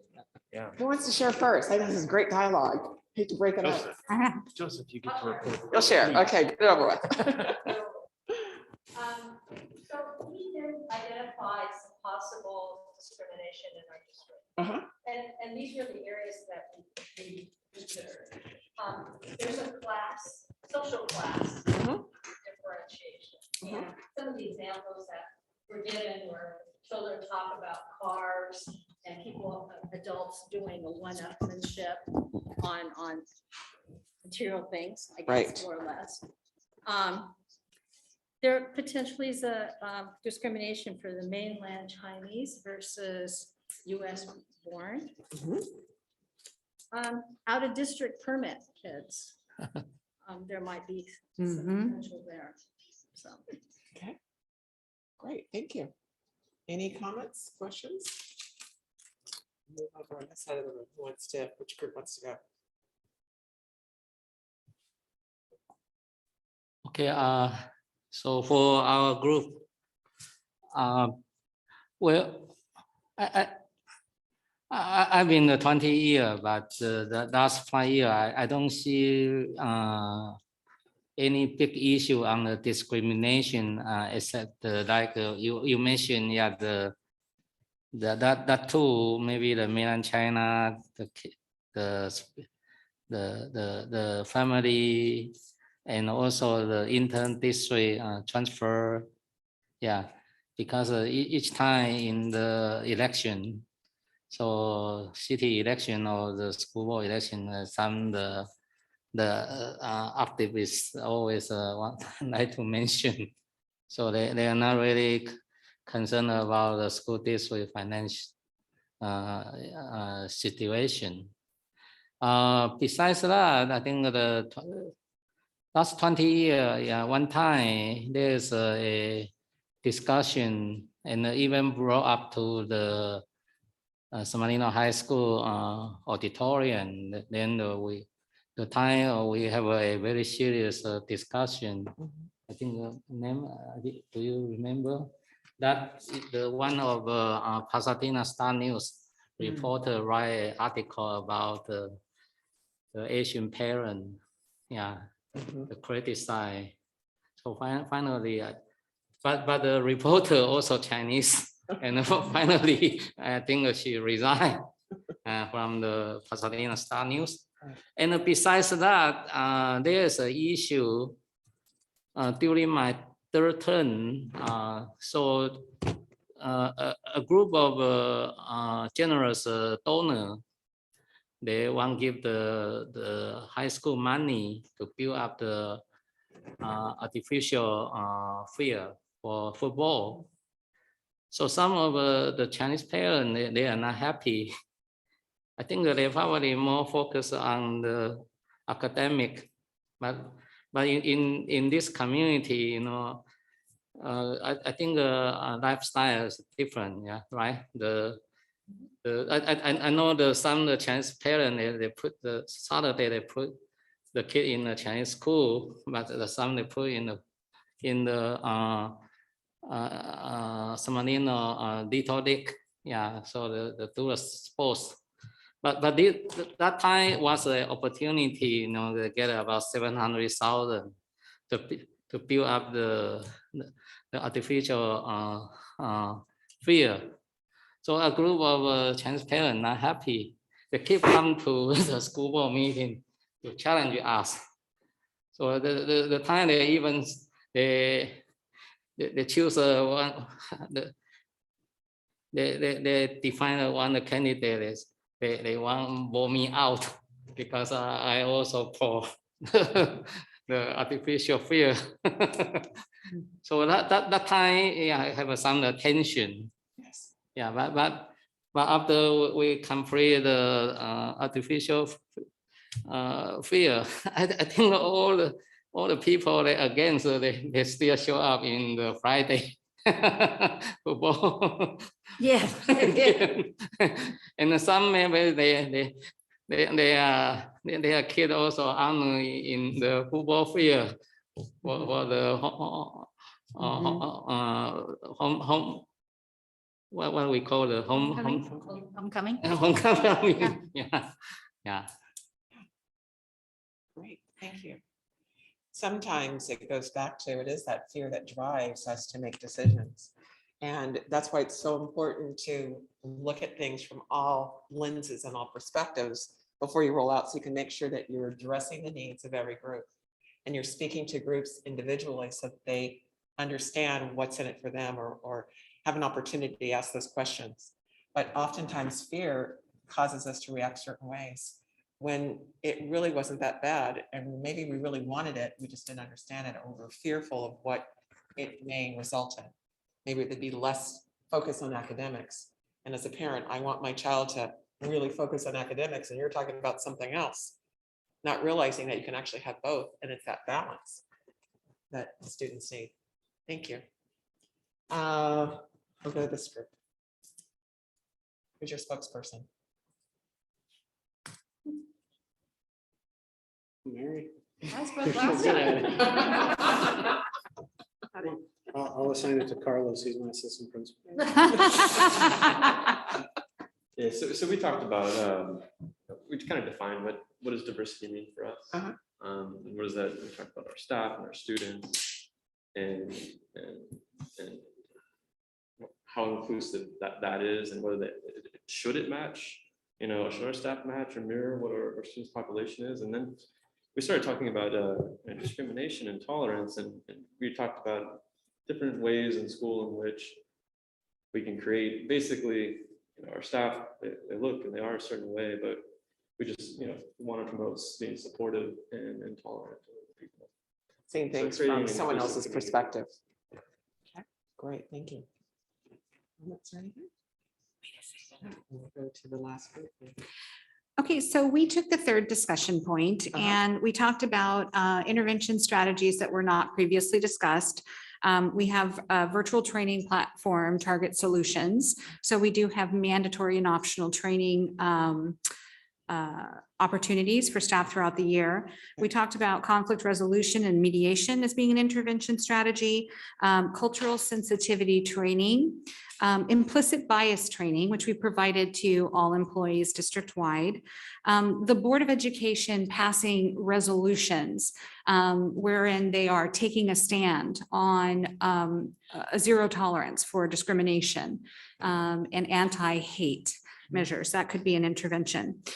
With respect to students, we are working on PBIS, which is a great strategy. And then we have UDL training for all of our teachers. And we hope to bring restorative practices to the school district in the near future, which will be an intervention strategy as well. Yes, that sounds great. And again, in light of yesterday's news, another school shooting, mental health is so very important, not just for our students, but for staff, and in making sure that we are checking on people and giving them other ways to, other outlets, if you will.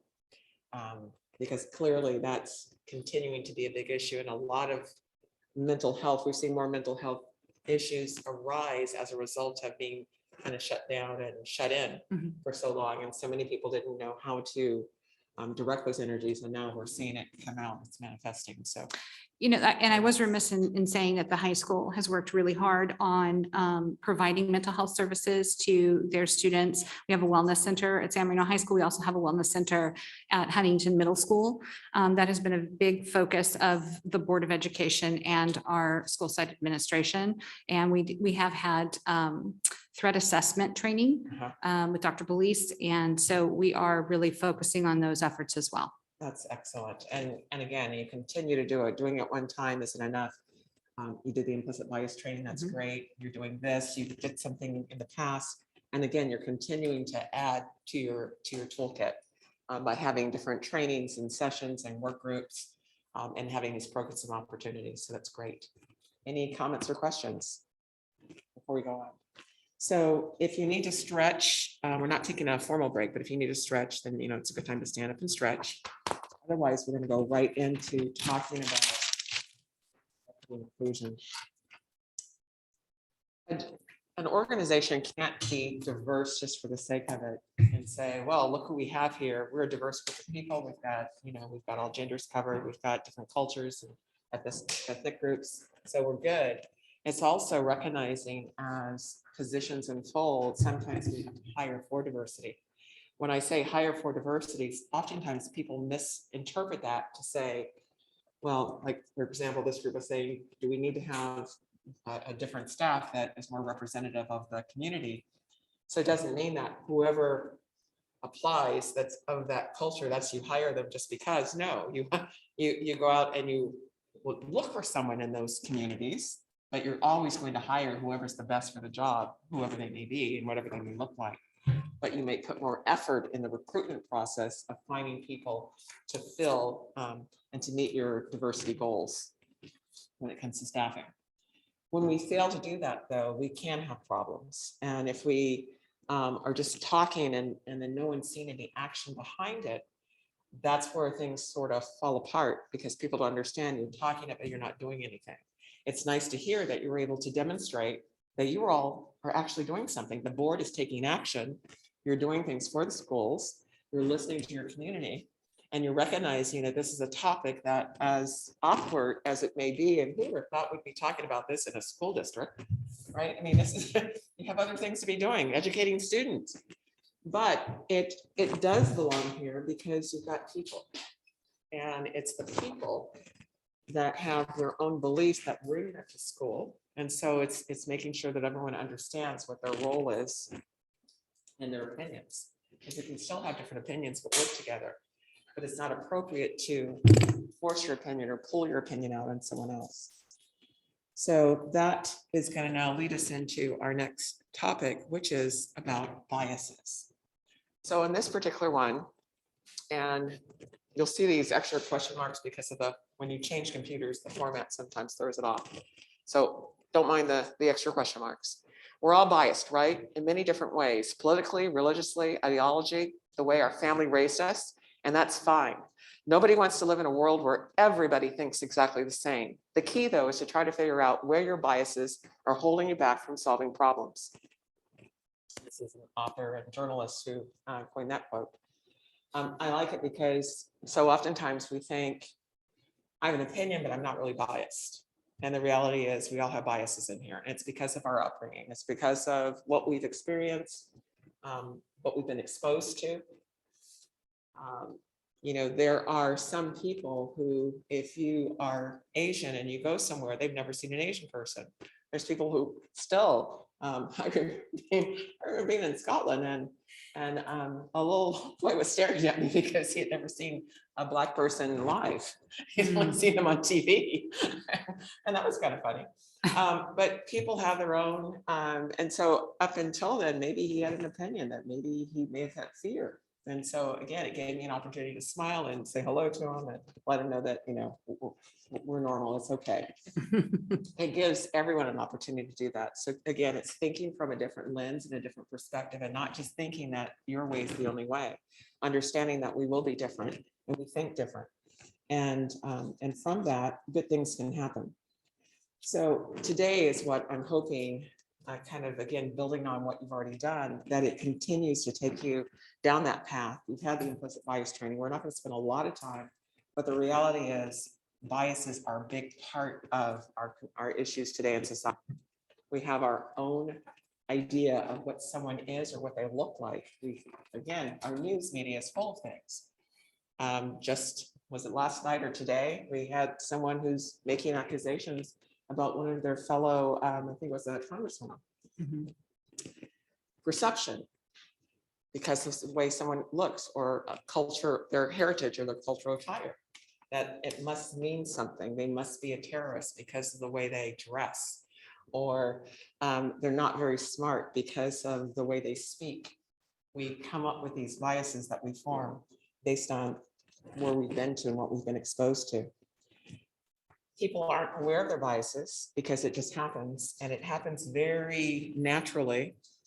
And the key for us is to actually now work towards recognizing when the biases happen. So unconscious bias is that bias that we're unaware, but it's very there. And it comes out. If we know what our own biases are, we can then work towards managing them. And there's so many different types. You probably, when you took your training, covered all the various types of biases. There's well over 15. The one that typically kind of raises its ugly head is a cognitive bias, when we really, or confirmation bias, where we really believe what we know is the truth. And it could be based on what I read. Well, if I only read a certain type of periodicals, if I'm only watching a certain type of television news or a certain type of programming, it's going to further cement what they're saying and what I believe to be true. So when someone says something different, they're wrong. They're absolutely wrong. And what we have to recognize is there's all these different opinions and there's different resources. The best way to get news is to check a variety of sources yourself. Look at both sides, make your own opinions, ask questions, dig deeper. Don't take what you see for face value. And that would help us. Opportunities to have discussions, especially with those who look different than us or who come from different backgrounds. It's a great way to help unleash those biases if you wanted to know something about people.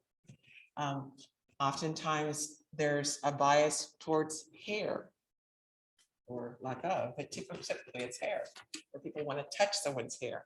And the only thing I say to that is we touch our pets.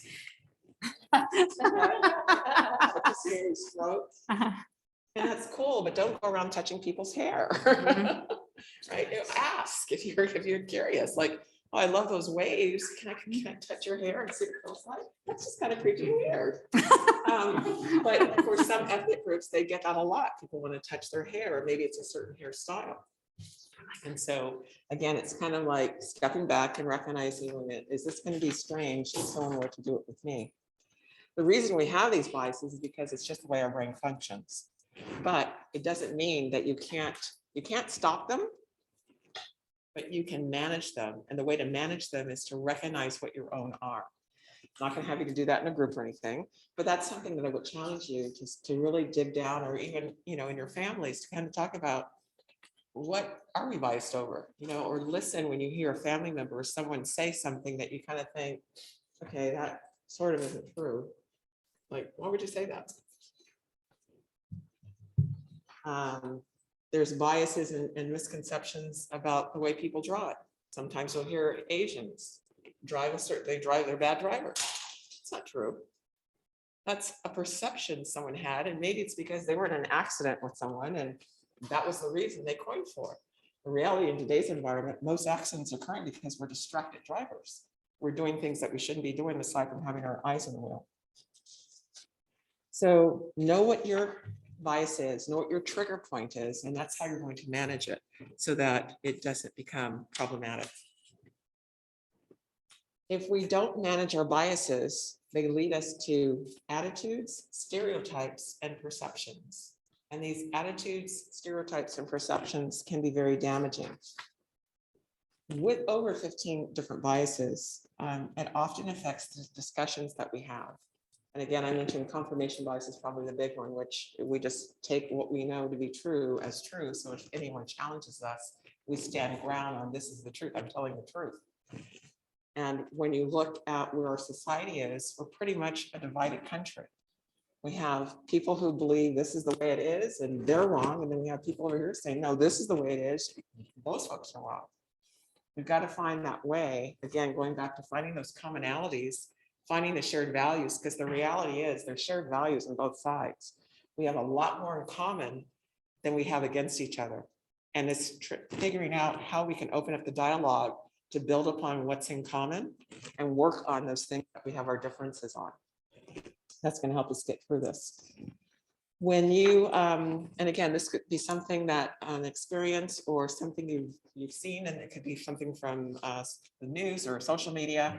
Can you give an example of an attitude, stereotype, or perception that maybe has resonated with you? Anybody see, it doesn't have anything to do with the district, but just something that you've seen that, wow, this is kind of odd.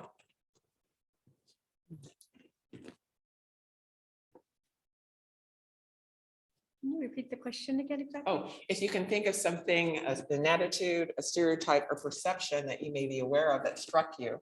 Could be something that's happened in your community. It could be something you've seen on the news or on social media, but something that you just thought, wow, that's a stereotype, or that's not right. So I would have to say, I guess being an Asian, right, one of the things that you always see on TV or the movies is not just the bad driving thing, but it has to do with the fact that, oh my gosh, we're all good in math. And I remember in college, being, no, I'm not good in math. I'm like everybody else, right? There are some people that are good in math. There are some not. Just because I'm Asian doesn't mean that I'm good in math, because I'm not. But so anyway, for me, that would be the thing that resonated with me when I was growing up. So just imagine now you're a student and I'm your teacher and I have that perception about Asians. And so I'm going to really have you to be the person that's going to lead us through this equation, because all Asians are good in math. And you're trying to, no, that's not true. I don't know this. No, you're just shy. Go ahead and do it anyway. So now I'm forcing you, I'm embarrassing you. You're going to feel that humiliation as you're standing there knowing good and well that you really can't do this equation and everyone's watching you. And how is that making you feel, and how insensitive am I? And what does that conversation look like when you get home to talk to your parents about what teacher did to you today? That's how quickly we can get out of control. It's because of our own stereotypes about people. The same as the example I gave when my adopted brother and I were walking home, and for him to say that our moms worked in the area, the stereotype is if you're Black or brown, the only reason you'd be in that neighborhood is because you must be a maid. So, and if he had said, her mom and my dad work in the area, then they would have assumed my mom's the maid and his dad must be what? The gardener. The gardener. Mhm. It's just an assumption that we would make. So we have to be really cognizant of the fact that in our mind and things that we've seen, and especially on television has done a great job in really reinforcing stereotypes and perceptions of other people that aren't always correct.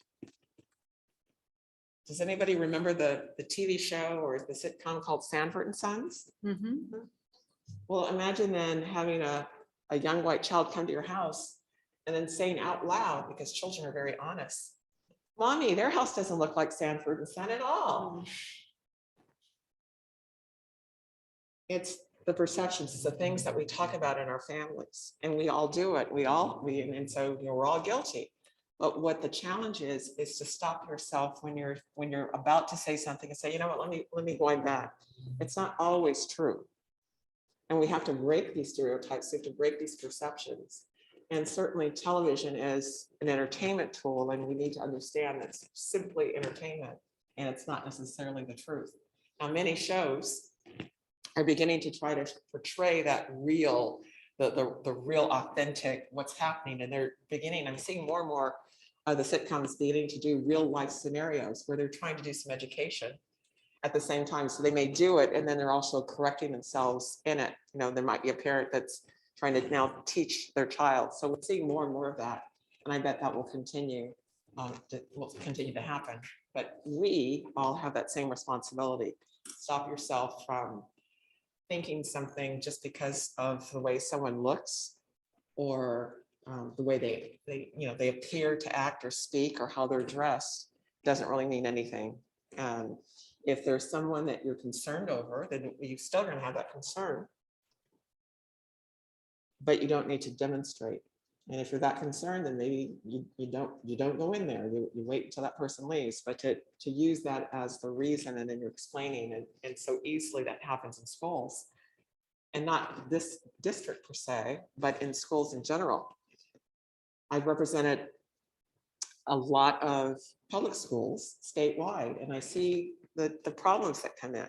And so it's some individual person, could be someone that's at the school staff level, where again, their bias comes out and they make some inappropriate comment. And so that's where that sensitivity is definitely needed. And this message is definitely needed to go back to all employees. And that's what organizations that are on the front are doing, like yours. You're talking about it, you're getting people other than yourselves to understand this is a problem, but we're going to tackle it, we're going to work through it. And that's the shining light behind everything. So stereotypes shape our perceptions, and they do. Our perception on what someone looks like or what the food they eat. And that's what was kind of fun to start off with, talking about food, because when you were talking about food, you had a lot of things in common and you learn new things about someone that maybe you didn't know. So I think food is always a very good common denominator to get people talking and get them excited. Regardless of your interactions within your neighborhood schools, it's approaching diversity with a new lens. You want to make sure that you're looking at things and you're not so quick to blurt out what you think the response is. There are some researchers, McLaughlin and Killen, back in 2006. They had these two drawings. The drawings are pretty much identical. It depicted a child on a swing set, but she had fallen off. So you could see that the swing was empty and she's on the ground and one leg's up and she kind of has, almost a frown on her face. Clearly she'd fallen off. Then there's another child in the same drawing who's standing behind, kind of with a smirk on their face, not a happy smirk, just kind of like, just kind of standing there.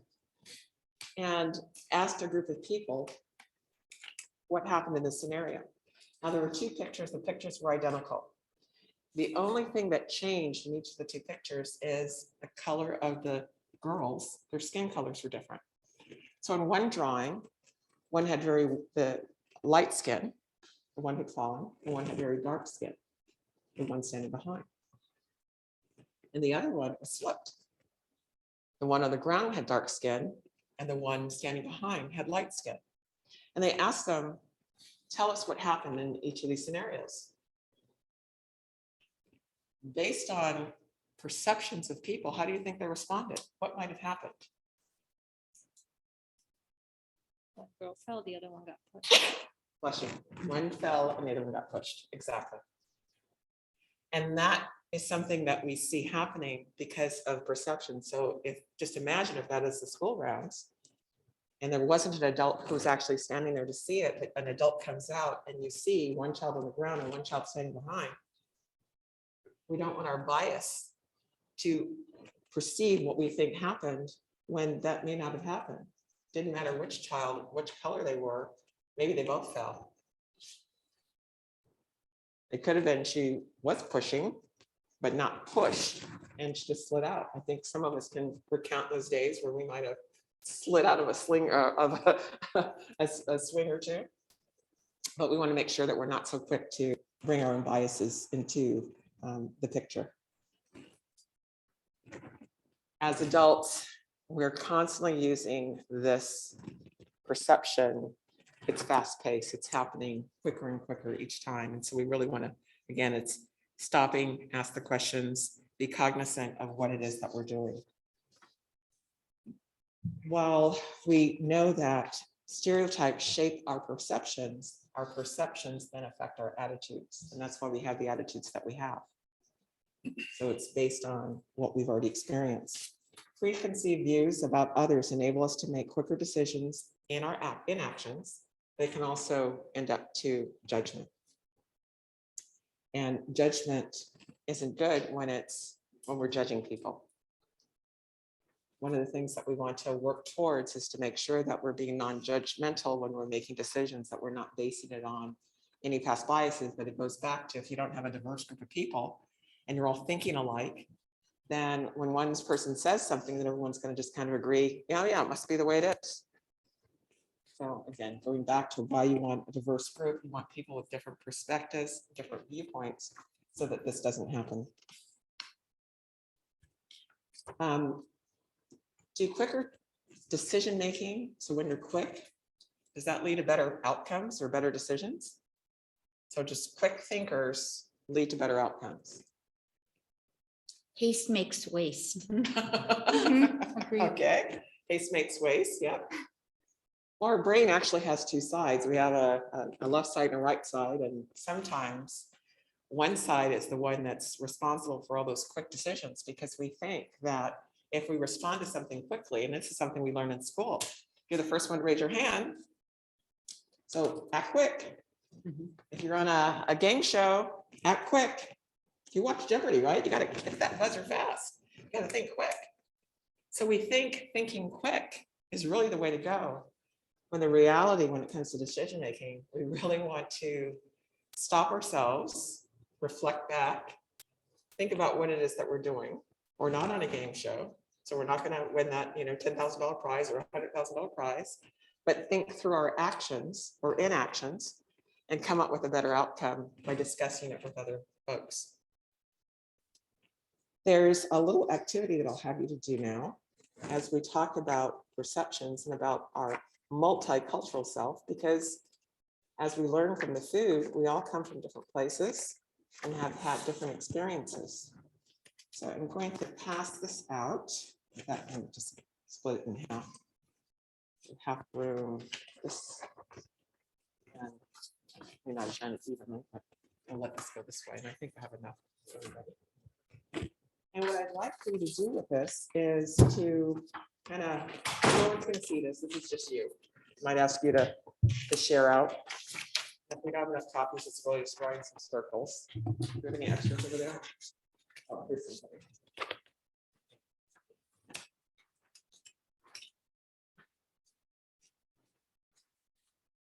So what I'd like for you to do is to kind of put yourself in the middle.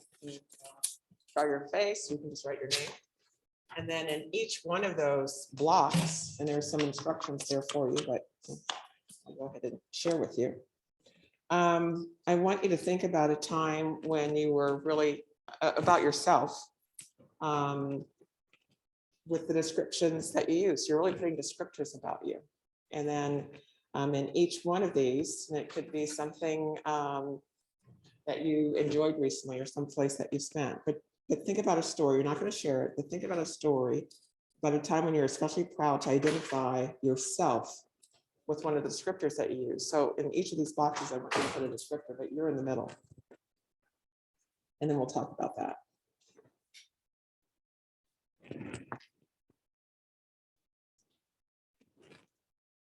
And the sharing part will be if you're feeling open to talk about your experience, then we'll have you to do that at that time. And then there's a blank below that, and I want you to, again, looking at what you filled out, describe yourself. And then the first part is I am a whatever you are, whatever you want to say about yourself. I'm a teacher. I'm a long life learner. But then what is a stereotype that often is associated?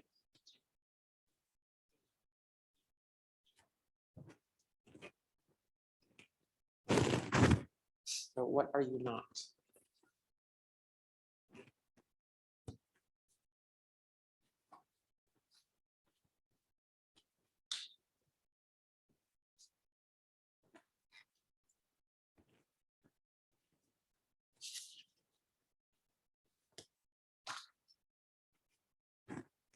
I look at the pictures that are up there.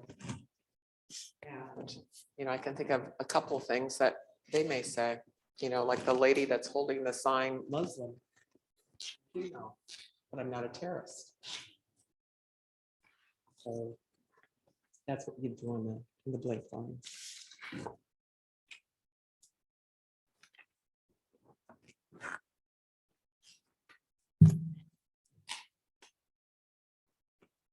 And I'm not going to ask you to to talk about the group you identify other than just going through the exercise in your head.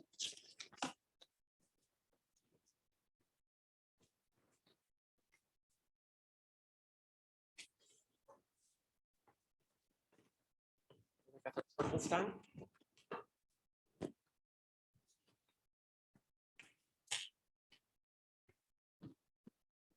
Gives you a chance to reflect on yourself.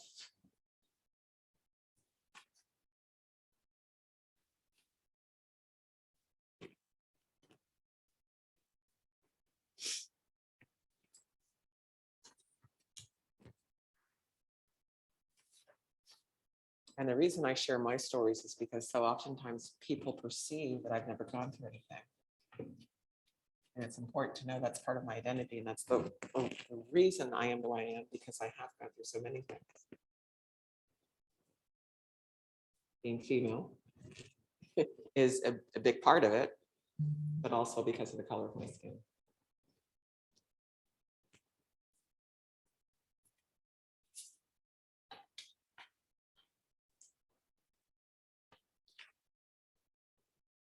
Everybody's pretty much side room pens are almost down.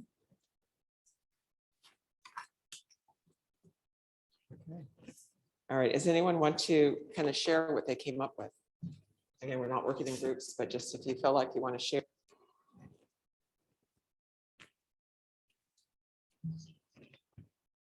What you might have identified yourself with. That vulnerable part. And or your statement that you wrote, what you are and what you are not. So I guess I'll share.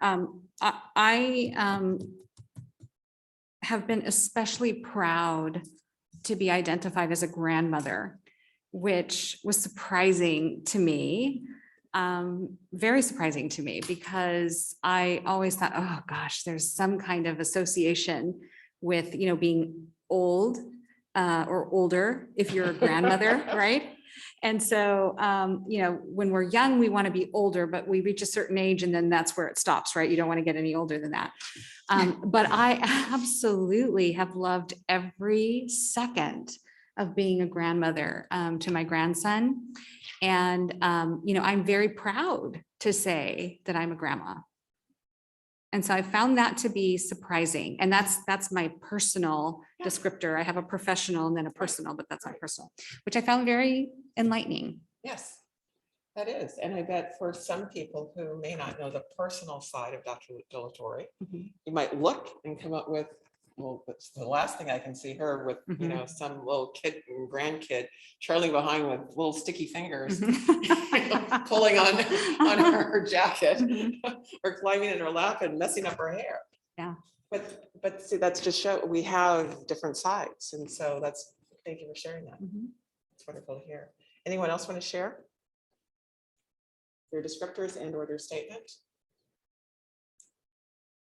I'll share one. I found myself being proud to be a Gen Xer because, you know, there's a joke when I'm with I have 4 children and 2 of whom are 19, one who is 7 and the last is 7.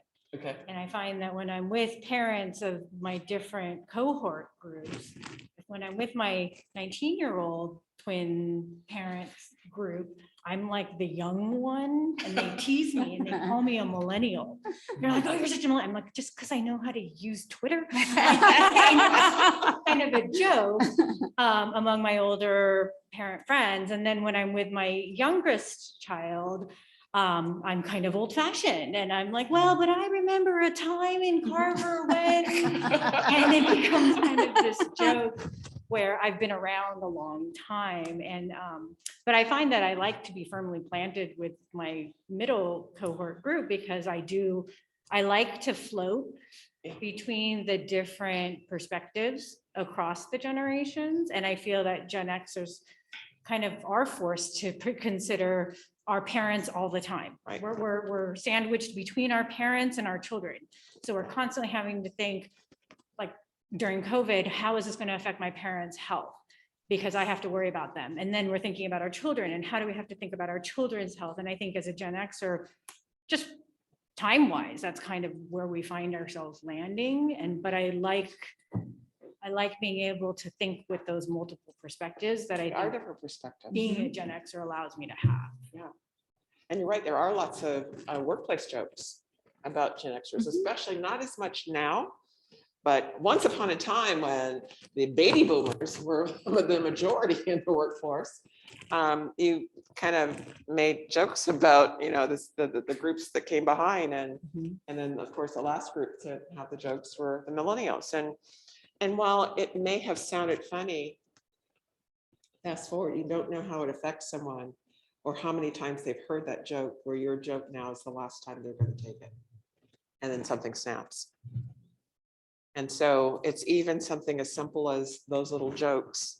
They're only funny to the person who's saying it. And even though everyone else may go ha, ha, ha, and laugh, there could be someone hurting inside. So it goes back to our tolerance and sensitivity and kind of looking from a different lens. And we've heard two great examples of people that we know, but may not know that other side to them, that there's a whole different side in how they relate and how they handle things. Thank you. I have time for one more if anyone else wants to do it. Yeah. Sure. Okay. So I'm retired. Oh. So at the beginning of my career, my first position is Assistant Superintendent of Business. I was the first Asian in Southern California to be in that role. It's now quite different because that was many moons ago.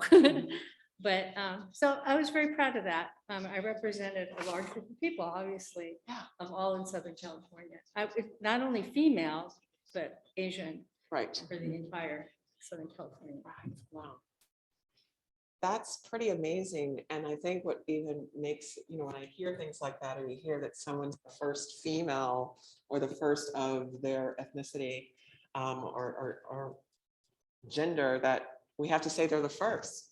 And this is 2021, but they're the first. So I know this was a while back. Yeah, no, I know this was a while back, but still, you think about, it wasn't, and it goes back to that timeline. I think I had a little thing on there where it was like the 80s when there was like a great movement for women in the workforce. But prior to that, it's kind of like that wasn't the norm. And you didn't walk into a room and see as many women as you see now. And there's still that struggle with, again, in those key leadership roles or the pay scales. And that's why they have to keep enacting new laws to try to help balance that out. But thank you for sharing that. And again, it's another way of looking at, we have to kind of see through a person and not label them, because you said, you start off saying, well, I'm retired.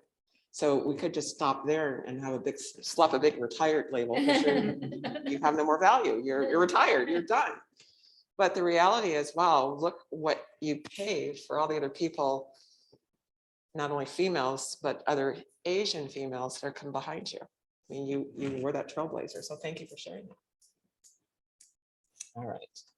So that's just a great way of kind of, again, it helps us to reconnect with ourselves, but also understanding the people that we come in contact with, whether it be parents, people in the community, or students, that we do have different sides. And part of our role in being tolerant is to try to seek out some of those questions and find out where we have that common ground, that we share that common ground.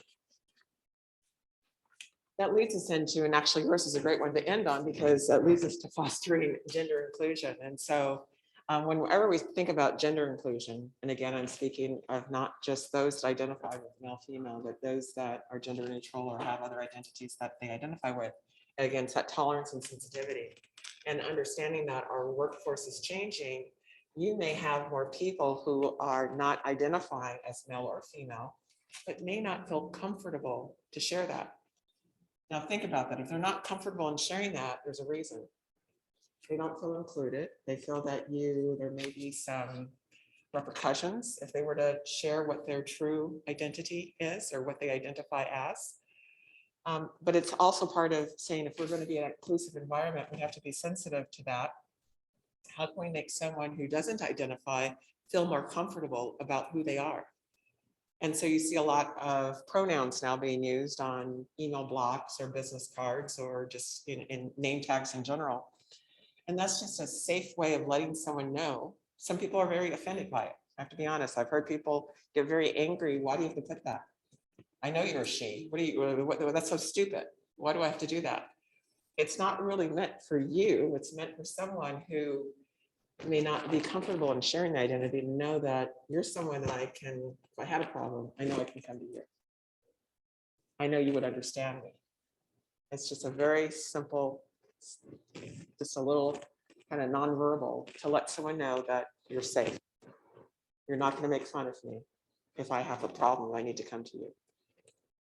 So it's one of those things that while I would never tell the whole organization, this is what you need to all do, because if it's not authentic and if you don't believe in it, then you're really setting up for someone to go to someone who isn't going to be tolerant at all and a backlash. But for people who are comfortable, it's a great way of saying, hey, I see you, I understand, I'm here if you ever want to talk. That's one way we can foster gender inclusion of all genders. Become aware of gendered language and practices. Create a culture of fairness. So again, a culture of fairness, making sure that we're balancing the playing field and that we make it a commitment. We know what our biases are. So if we have those unconscious biases that center around, whether it's centered around women of color, or people who don't identify their gender as male or female, we need to kind of put those in check.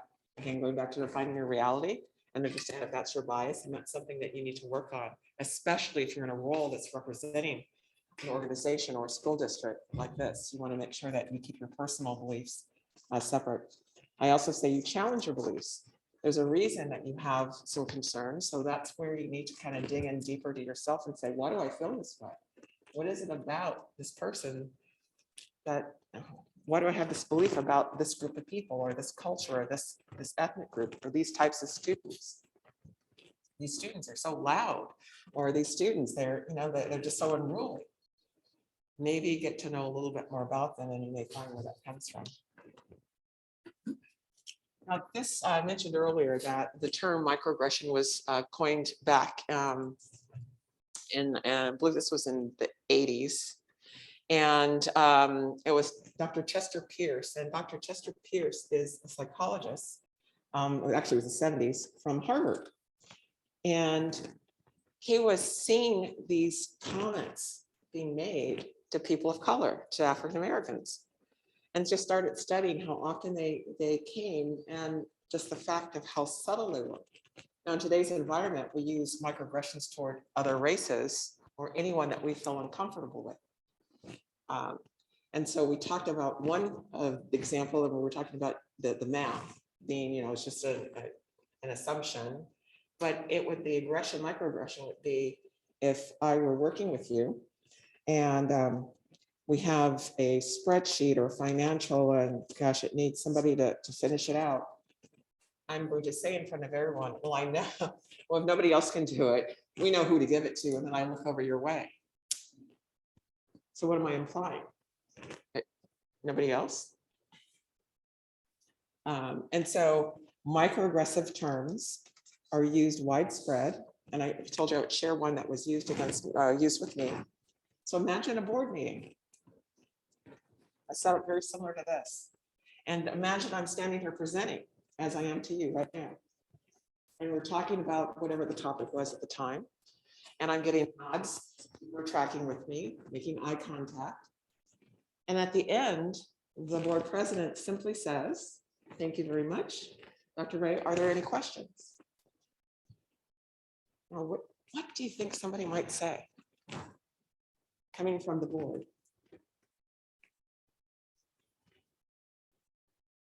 I had someone from the board to actually pick up their pen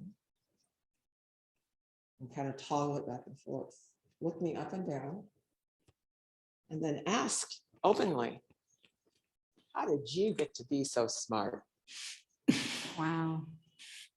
And threw the pen down.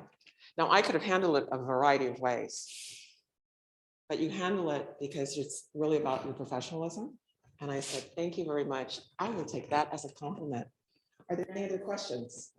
Of course, none, because who could come up with a question after that? So I was able to finish my presentation and pack my things and leave. But that's an example of microaggressive behavior. And I was talking about something that I knew I was informing the board on some things that an employee benefits group was doing and kind of what was happening and what the plan was.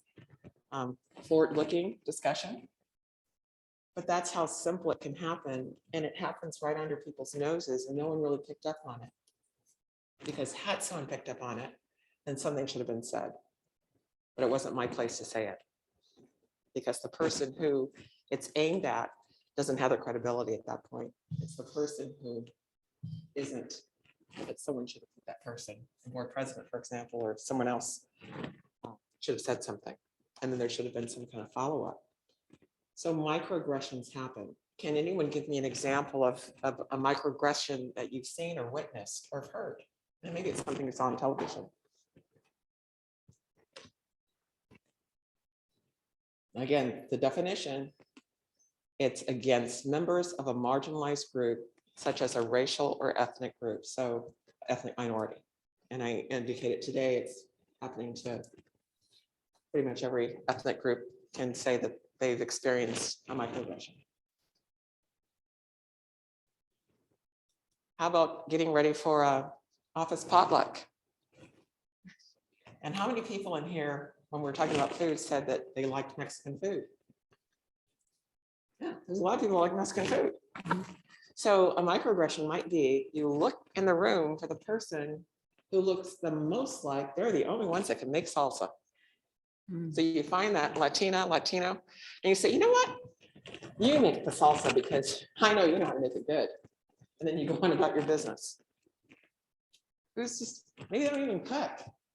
Maybe they don't own one of those little chopper things. I mean, we're making assumptions that based on, because of their heritage, that they must know about salsa.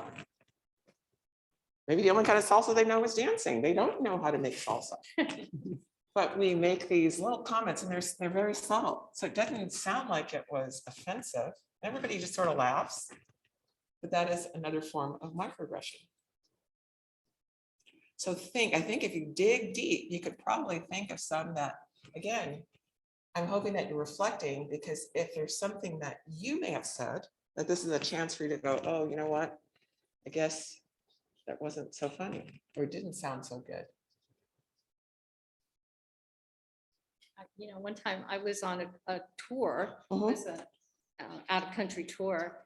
And as I was getting off the bus, someone came up to me and said, you speak really good English. And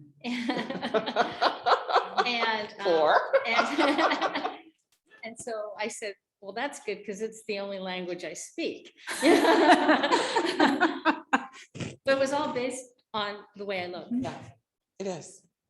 We make these assumptions that somebody has to fit a certain mold, and that the part of it being, it comes out, but we don't mean anything by it, Or That person thought they were complimenting. they're complimenting. Yeah. Oh yeah, I'm complimenting you. Or using the word articulate. Wow, you're very articulate. Or I graduated from college. I went through all, my high school grades and, all of middle school. Articulate for what? Finish the sentence. But they never will. It's just, you're very articulate. But they wouldn't necessarily say that to someone, a white male, or even a white female. So it's those marginalized groups. So catch yourself. And if you hear this being aimed at someone, this is a chance to either take that person who heard the comment that was aimed toward them, to pull them aside and say, hey, I'm really sorry that you just experienced that. And they'll probably check it off and say, no worries. But the fact that you acknowledged makes them feel included. And that's all it takes. So again, kind of think about some of those microaggressive comments that are made, or that, again, putting this top of mind. As you go on beyond this, you may start to recognize that you're hearing things that, okay, so the only reason they're saying that is because the person's ethnic group or color, they're part of that marginalized group, that list we looked at. So really, it's not cool. It's not funny.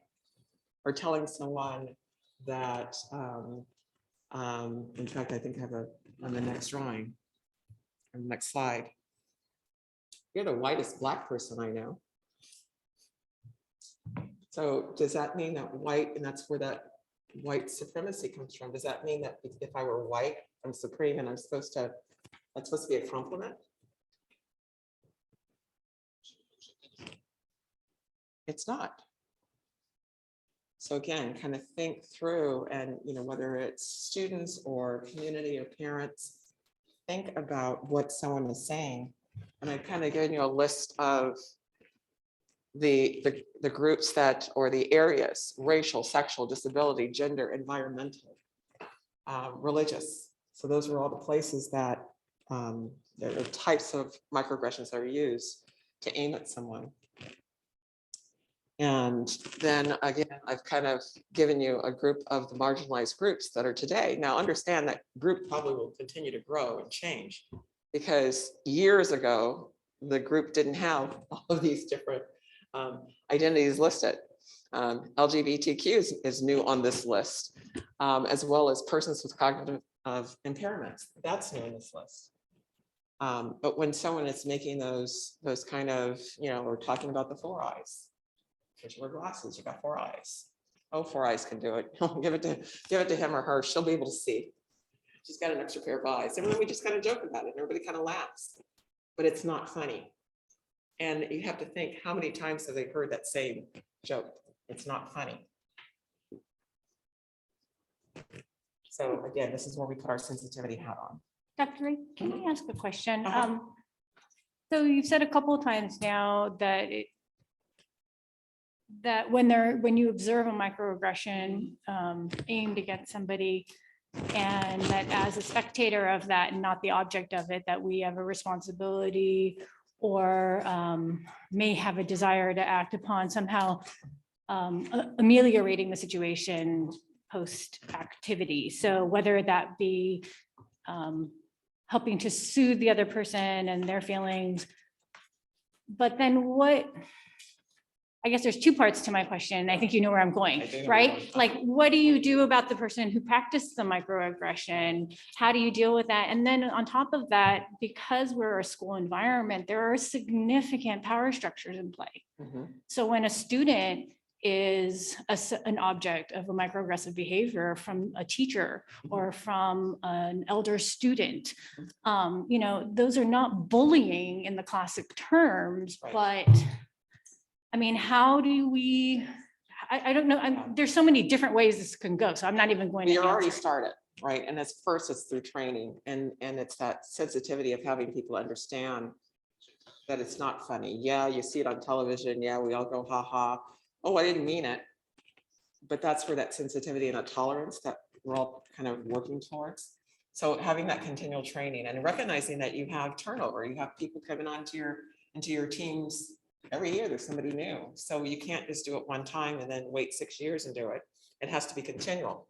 And a lot of that responsibility, and it's nice that you have site administrators here, because a lot of that responsibility for the day-to-day stuff really falls on their shoulders to kind of carry this message back, because they're the ones that's going to see it or know it first.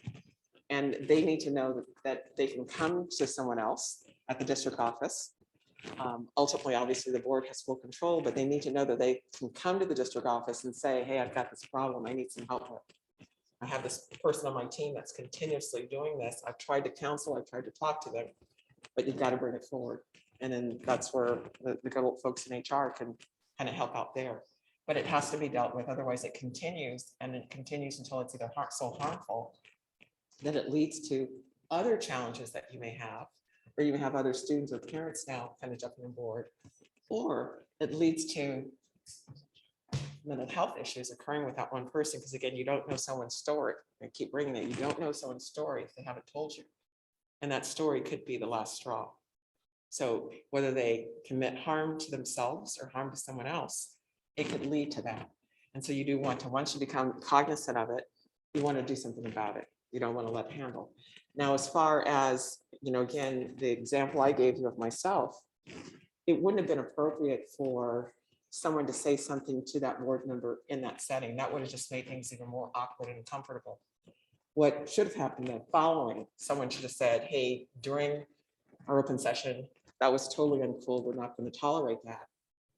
And spoken to them. And then they would have pulled me back in to say, was sort of insensitive or inappropriate what was said, I apologize, we accept my apology. So that's what should have happened. It didn't in this case, but that's what should have happened. So again, recognizing that in the public front, it may not be appropriate to say something at that time because that's not the business at hand and we have an agenda, we're following that, but it certainly needs to be dealt with. But on a school site level, it's that training, it's that reinforcement and making sure that your administrators are on board and they understand because they're representing the district. Yeah, both things need to be addressed. Does that sort of answer? Okay. So, so we've covered this and we've talked about how to manage the microaggressive behavior. Let's go back to talk about inclusion, because inclusion really is about being your authentic self, whatever that self may be. There's times that I can think of a job where I finally felt authentic, like I'm myself. Because if you were to see me out of work and even as I got older at work, but I was one of those that, I got to a certain age where my feet were the most important thing to me. And wearing heels, it just didn't work anymore. You cram your toe in those little pointy things and it's okay now and then, but to do it every day, that just was not my thing. And so people who worked with me in casual settings would know that I often wore sandals. And some people could have had perceptions about that. Well, that's not professional. She's wearing sandals. She's got a dress on, but she's wearing sandals. Well, I wasn't that way. I worked for an organization where they said it was a school organization. Women needed to have pumps on or, some closed-toed shoe. Didn't have to be a pump, it's a closed-toed shoe. And men needed to wear, anytime they left their office, their arms had to be covered. And you'd have a long sleeve shirt or have a jacket on if you left your office. And that was the environment. And so you do what you need to do. And then I left that organization. I went to work for another organization, another educational entity. And I remember the first day that I met the superintendent. I happened to be in the summer and it was extremely hot. It was like 103 degrees, but I met the superintendent. He came over to my office to welcome me to the team. And I will never forget, he was wearing a Tommy Bahama shirt and a pair of shorts, and he had some Birkenstocks on. This is my kind of guy. He's got sandals on. And so from that day forward, I would wear my sandals to work. I still look professional and so forth, but I wore sandals to work because he made me feel included and authentic. I could be myself. So part of inclusion is to make people feel that they belong there. And it doesn't have to have anything to do with sandals or shoes. I'm just sharing that my story, but you want to make sure that they're comfortable, because when they're comfortable, they're going to be able to contribute far more than they could otherwise. When I sat with my feet crammed into those shoes every single day for 8 hours, although I did take them off near my desk or my office. You don't think, well, when you're not comfortable.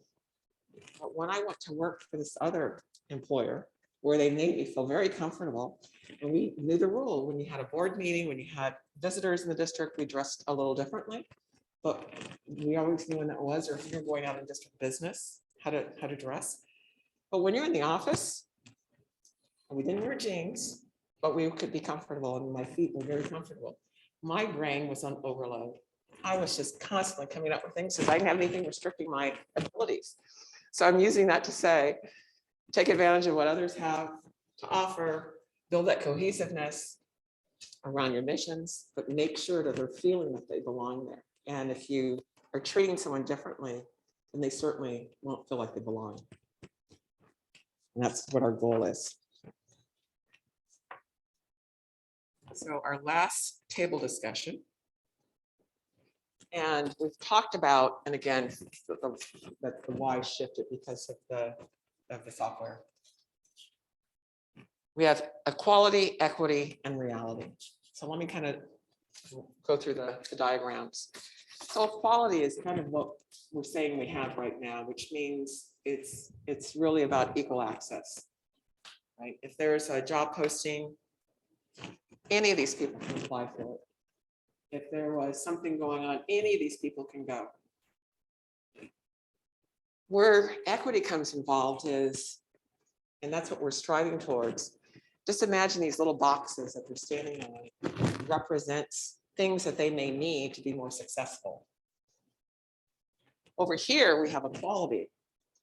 But over here, we're giving them things that might make them more successful. But I have them listed because we don't know which one of these people might need. Could be the man. He might need a little extra help.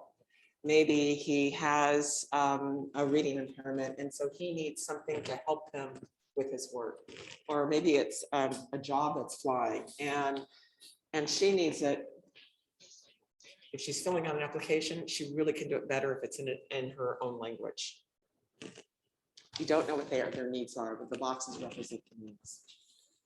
So now let's just go over to reality. And reality sometimes is the person who really may not need any assistance, any help, may get more of it. As far as the gender, sometimes we're still falling behind as women. We don't have every opportunity. We're not given, there's something always like left back, because again, statistically, women are still a minority in the workforce. So that still remains an issue. And sometimes we're thought of not to really have good grades, because what we should be doing, and most women that are in the work field, and you probably can speak to this, you did other things, right? You're still a mother. You still had dinner to cook and laundry to do, and you still have all these things going on at home, but you still had your job to do, and you balance it and figure it out. But sometimes there's perceptions that we won't give it to her because either she'll be out because, you know, she does have to cook for that big family, again, making assumptions, or she's at the baby making age. We really don't want to put her in that position because she's likely to get pregnant on us, and then we're going to end up with a void. So women still don't have the same amount. And then our newest group, who could fall into any of the LGBTQ categories, that's the new group that's experiencing some of the not only microaggressions, but discrimination, discriminatory behavior. Again, and also could represent people of color. So I've kind of used the flag that has the people of color in it. So that could be Black, Brown, Asian, anyone who they could identify with a gender, but just be of a different color. So looking at that and maybe kind of, again, talking in your groups, is there anything that we can do as a society that we can help shift this picture so that either this is what it looks like and everyone gets what they need to succeed, or nobody gets it at all? And that probably, I don't think that's going backwards. I don't think we want to say that, because we do recognize that people do have needs. So if you want to go back into your groups, and it worked out well, because now it's 3 and 3. And this will be our last activity, and then we'll be wrapping up.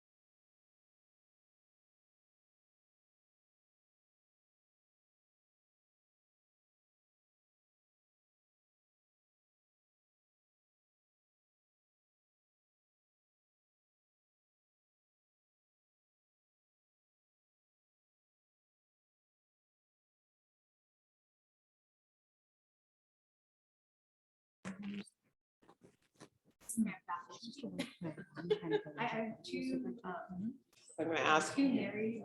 going to call us back together. So I look at that. Why do you listen to that?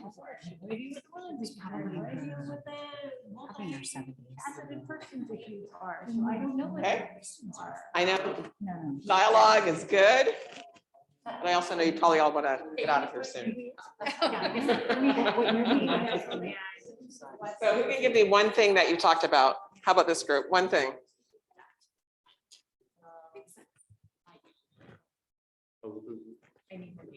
Come back to you. Well, I think that that's the important first step is ask for the data. Know what the needs are. How Right. can we, Giving kids a voice, giving people a voice. how can we Yes. change? Have that open mindedness. Yes, very good. Because kids today are going to be these adults going into the workforce tomorrow that you all have a responsibility for. And that's a great way of doing it. How about this group? We talked about having policies, having practice that's more inclusive, that's more supportive of people once recognizing their needs. Yes. More inclusive, more supportive. We talked about making accommodations according to people's needs with the recognition that everybody is capable. Yeah. Um, Yes. And that sometimes that will require some trial and error to make the shift, but ultimately, not ultimately, but also needing more data Yeah. to understand where to make the shift according to the specific. Yes, but I like what you said about everyone is capable. We're starting with that as our assumption. Everyone's capable. And then we'll figure out what they may need. And then last but not least. So our group discussed a lot of similar concepts as the other groups. And the way we approached this question was something that you mentioned earlier, equity versus equality. And so when we looked at this visual, we really looked at the equity part and the reality part. And we discussed that everyone, all abilities, all groups, whatever, need to have accommodations to be successful, right? Or to feel a sense of belonging. Right. And the accommodations would be the equity piece because everybody needs it. But the degree of accommodations, which speaks to the right side of that visual, would be the equality. Yes. Oh, okay. That's a good perspective. Very good. Thank you. So all of that to say, if you forget about this little activity, as you were all in your groups, I was walking around and reading some of the word art that we have up here. And I think your students have figured it out. Life is a puzzle waiting to be solved. I mean, that's brilliant. Or don't judge a book by its cover. How often should we kind of recount about, and yet we are all guilty of sometimes we do that. So interesting perspectives that each of you came up with. And again, no right or wrong answer. It was just really to get you thinking so that you can then apply it to whatever your situation is, whether it's at the district office, at a school site level, at the board level, working with students. As we wrap up our time today, oh God, a lot of things fell out of character on this one. This is just a recap.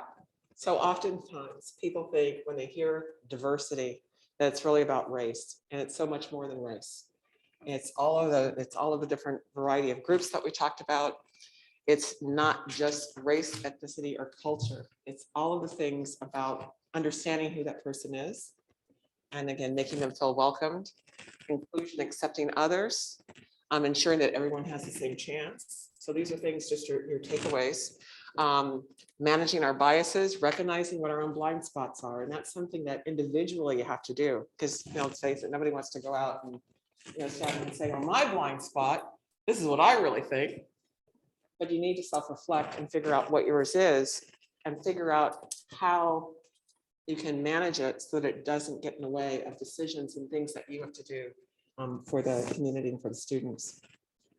And then understanding that harassing behavior is a form of discrimination, particularly when it's aimed at any of those protected classes that we talked about. Suggested steps. And, again, it's recognizing that diversity without equity and inclusion can't exist. You can't just talk and say we're doing diversity, but then not really mean it by backing it up with those other two areas, making sure that you have an equitable environment, that you're really looking to say what someone may need, especially someone of a protected class. Someone is in a wheelchair. they may need a little bit more to be able to do that job or to do well in that classroom. Obviously, they're not going to be able to roll themselves out, if there's sand there. So it's, again, kind of thinking, you don't want to say, well, you stay behind because you don't get to go. Again, think through what that individual may need to make it more equitable for them to compete fairly. Diversity means having a range of people with various racial, ethnic, socioeconomical, and cultural experiences and backgrounds and lifestyles and interests.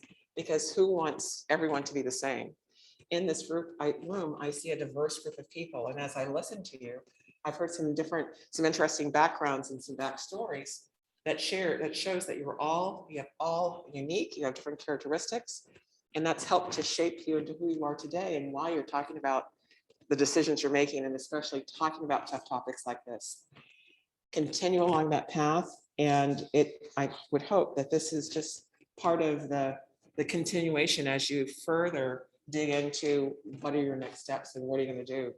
Remember those open-ended questions like, how do you feel about if you know that someone's heritage has been in the news, or their ethnicity, or maybe they have family. I have friends who have family living in India, and so when everything was happening in India, I picked up the phone and just said, hey, how are you doing? Is that affecting you or your family?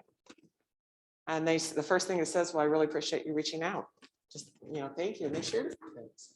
So just, again, kind of seeing things from someone else's perspective, although it may not be affecting you, think about how someone else could be affected. Perhaps it's a community member, a student, and they're seeing things that's happening to their family that may be in another country. Well, they may not be very focused right now. So again, it's being in tune to what may be going on for them.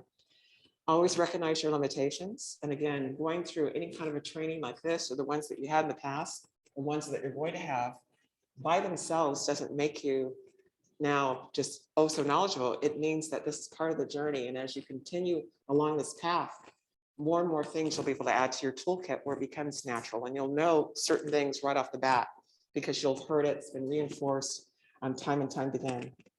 Maintain the mindset that we're continual learners and that this is just a journey and a part of the process.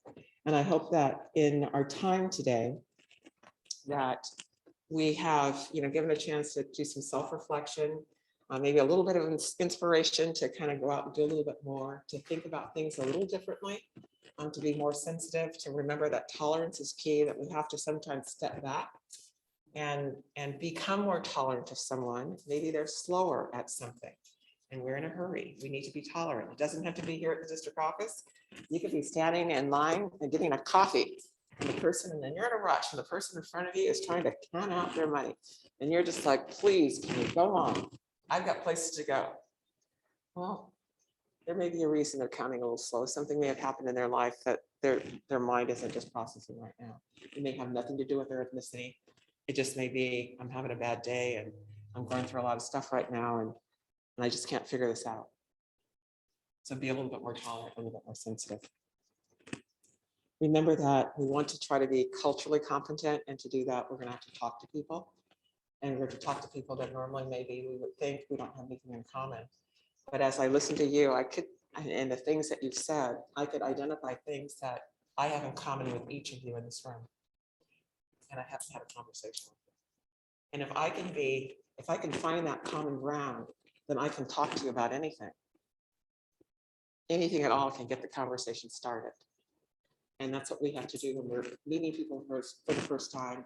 You're really looking to say, there's something about that person I know we have in common. What could that be? We may have differences of opinions and everything else, but what do I have in common with them? And remember, if we're going to coexist like a box of crayons, again, I can't repeat it enough times that cultural competency is the key. It encourages the acknowledgement and the acceptance of others, their differences and their appearances. And with that, I'm going to hit the button for the very last time and say thank you very much for your time and your attention and for participating in all of our activities. I hope this was meaningful and you found some value. And I really enjoyed being here with you all. Thank you so much. Dr. Ray, on behalf of the board, our administrators, our principals, assistant principals, and all the other participants, we'd like to express our gratitude to you for an outstanding presentation. It was educational, it was illuminating, it was thought-provoking. As you said, today is just part of our continuing journey regarding DEI discussions and solutions. So we hope to take your advice and continue to be lifelong learners.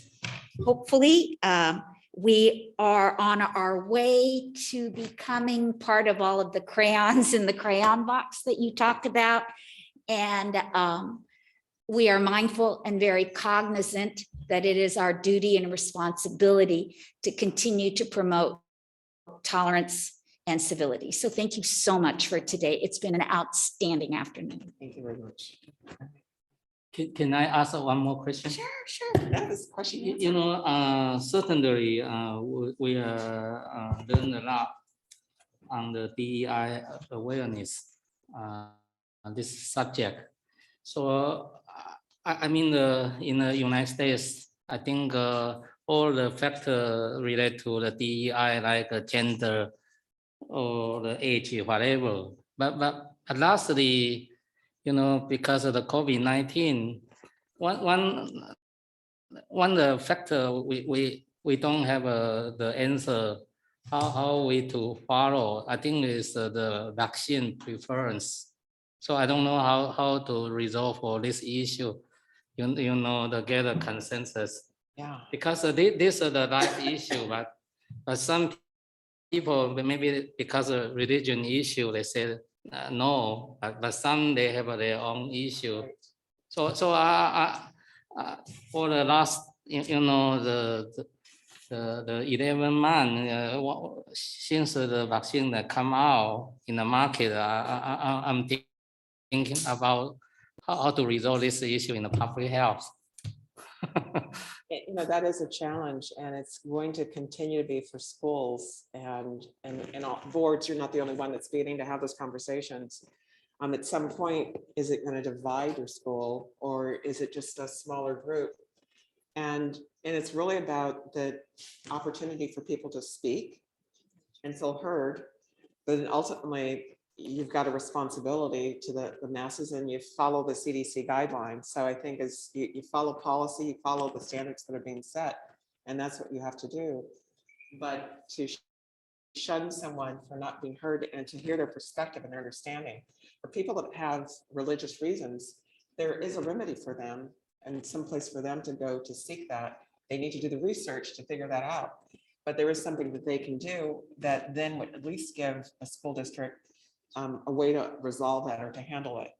But it's not just, you can't just wave the card and say, well, I've got a religious belief that I can't wear a mask or I can't get vaccinated. It doesn't quite work that way. But hearing from people and smaller groups is where you could probably get people to speak more in large settings.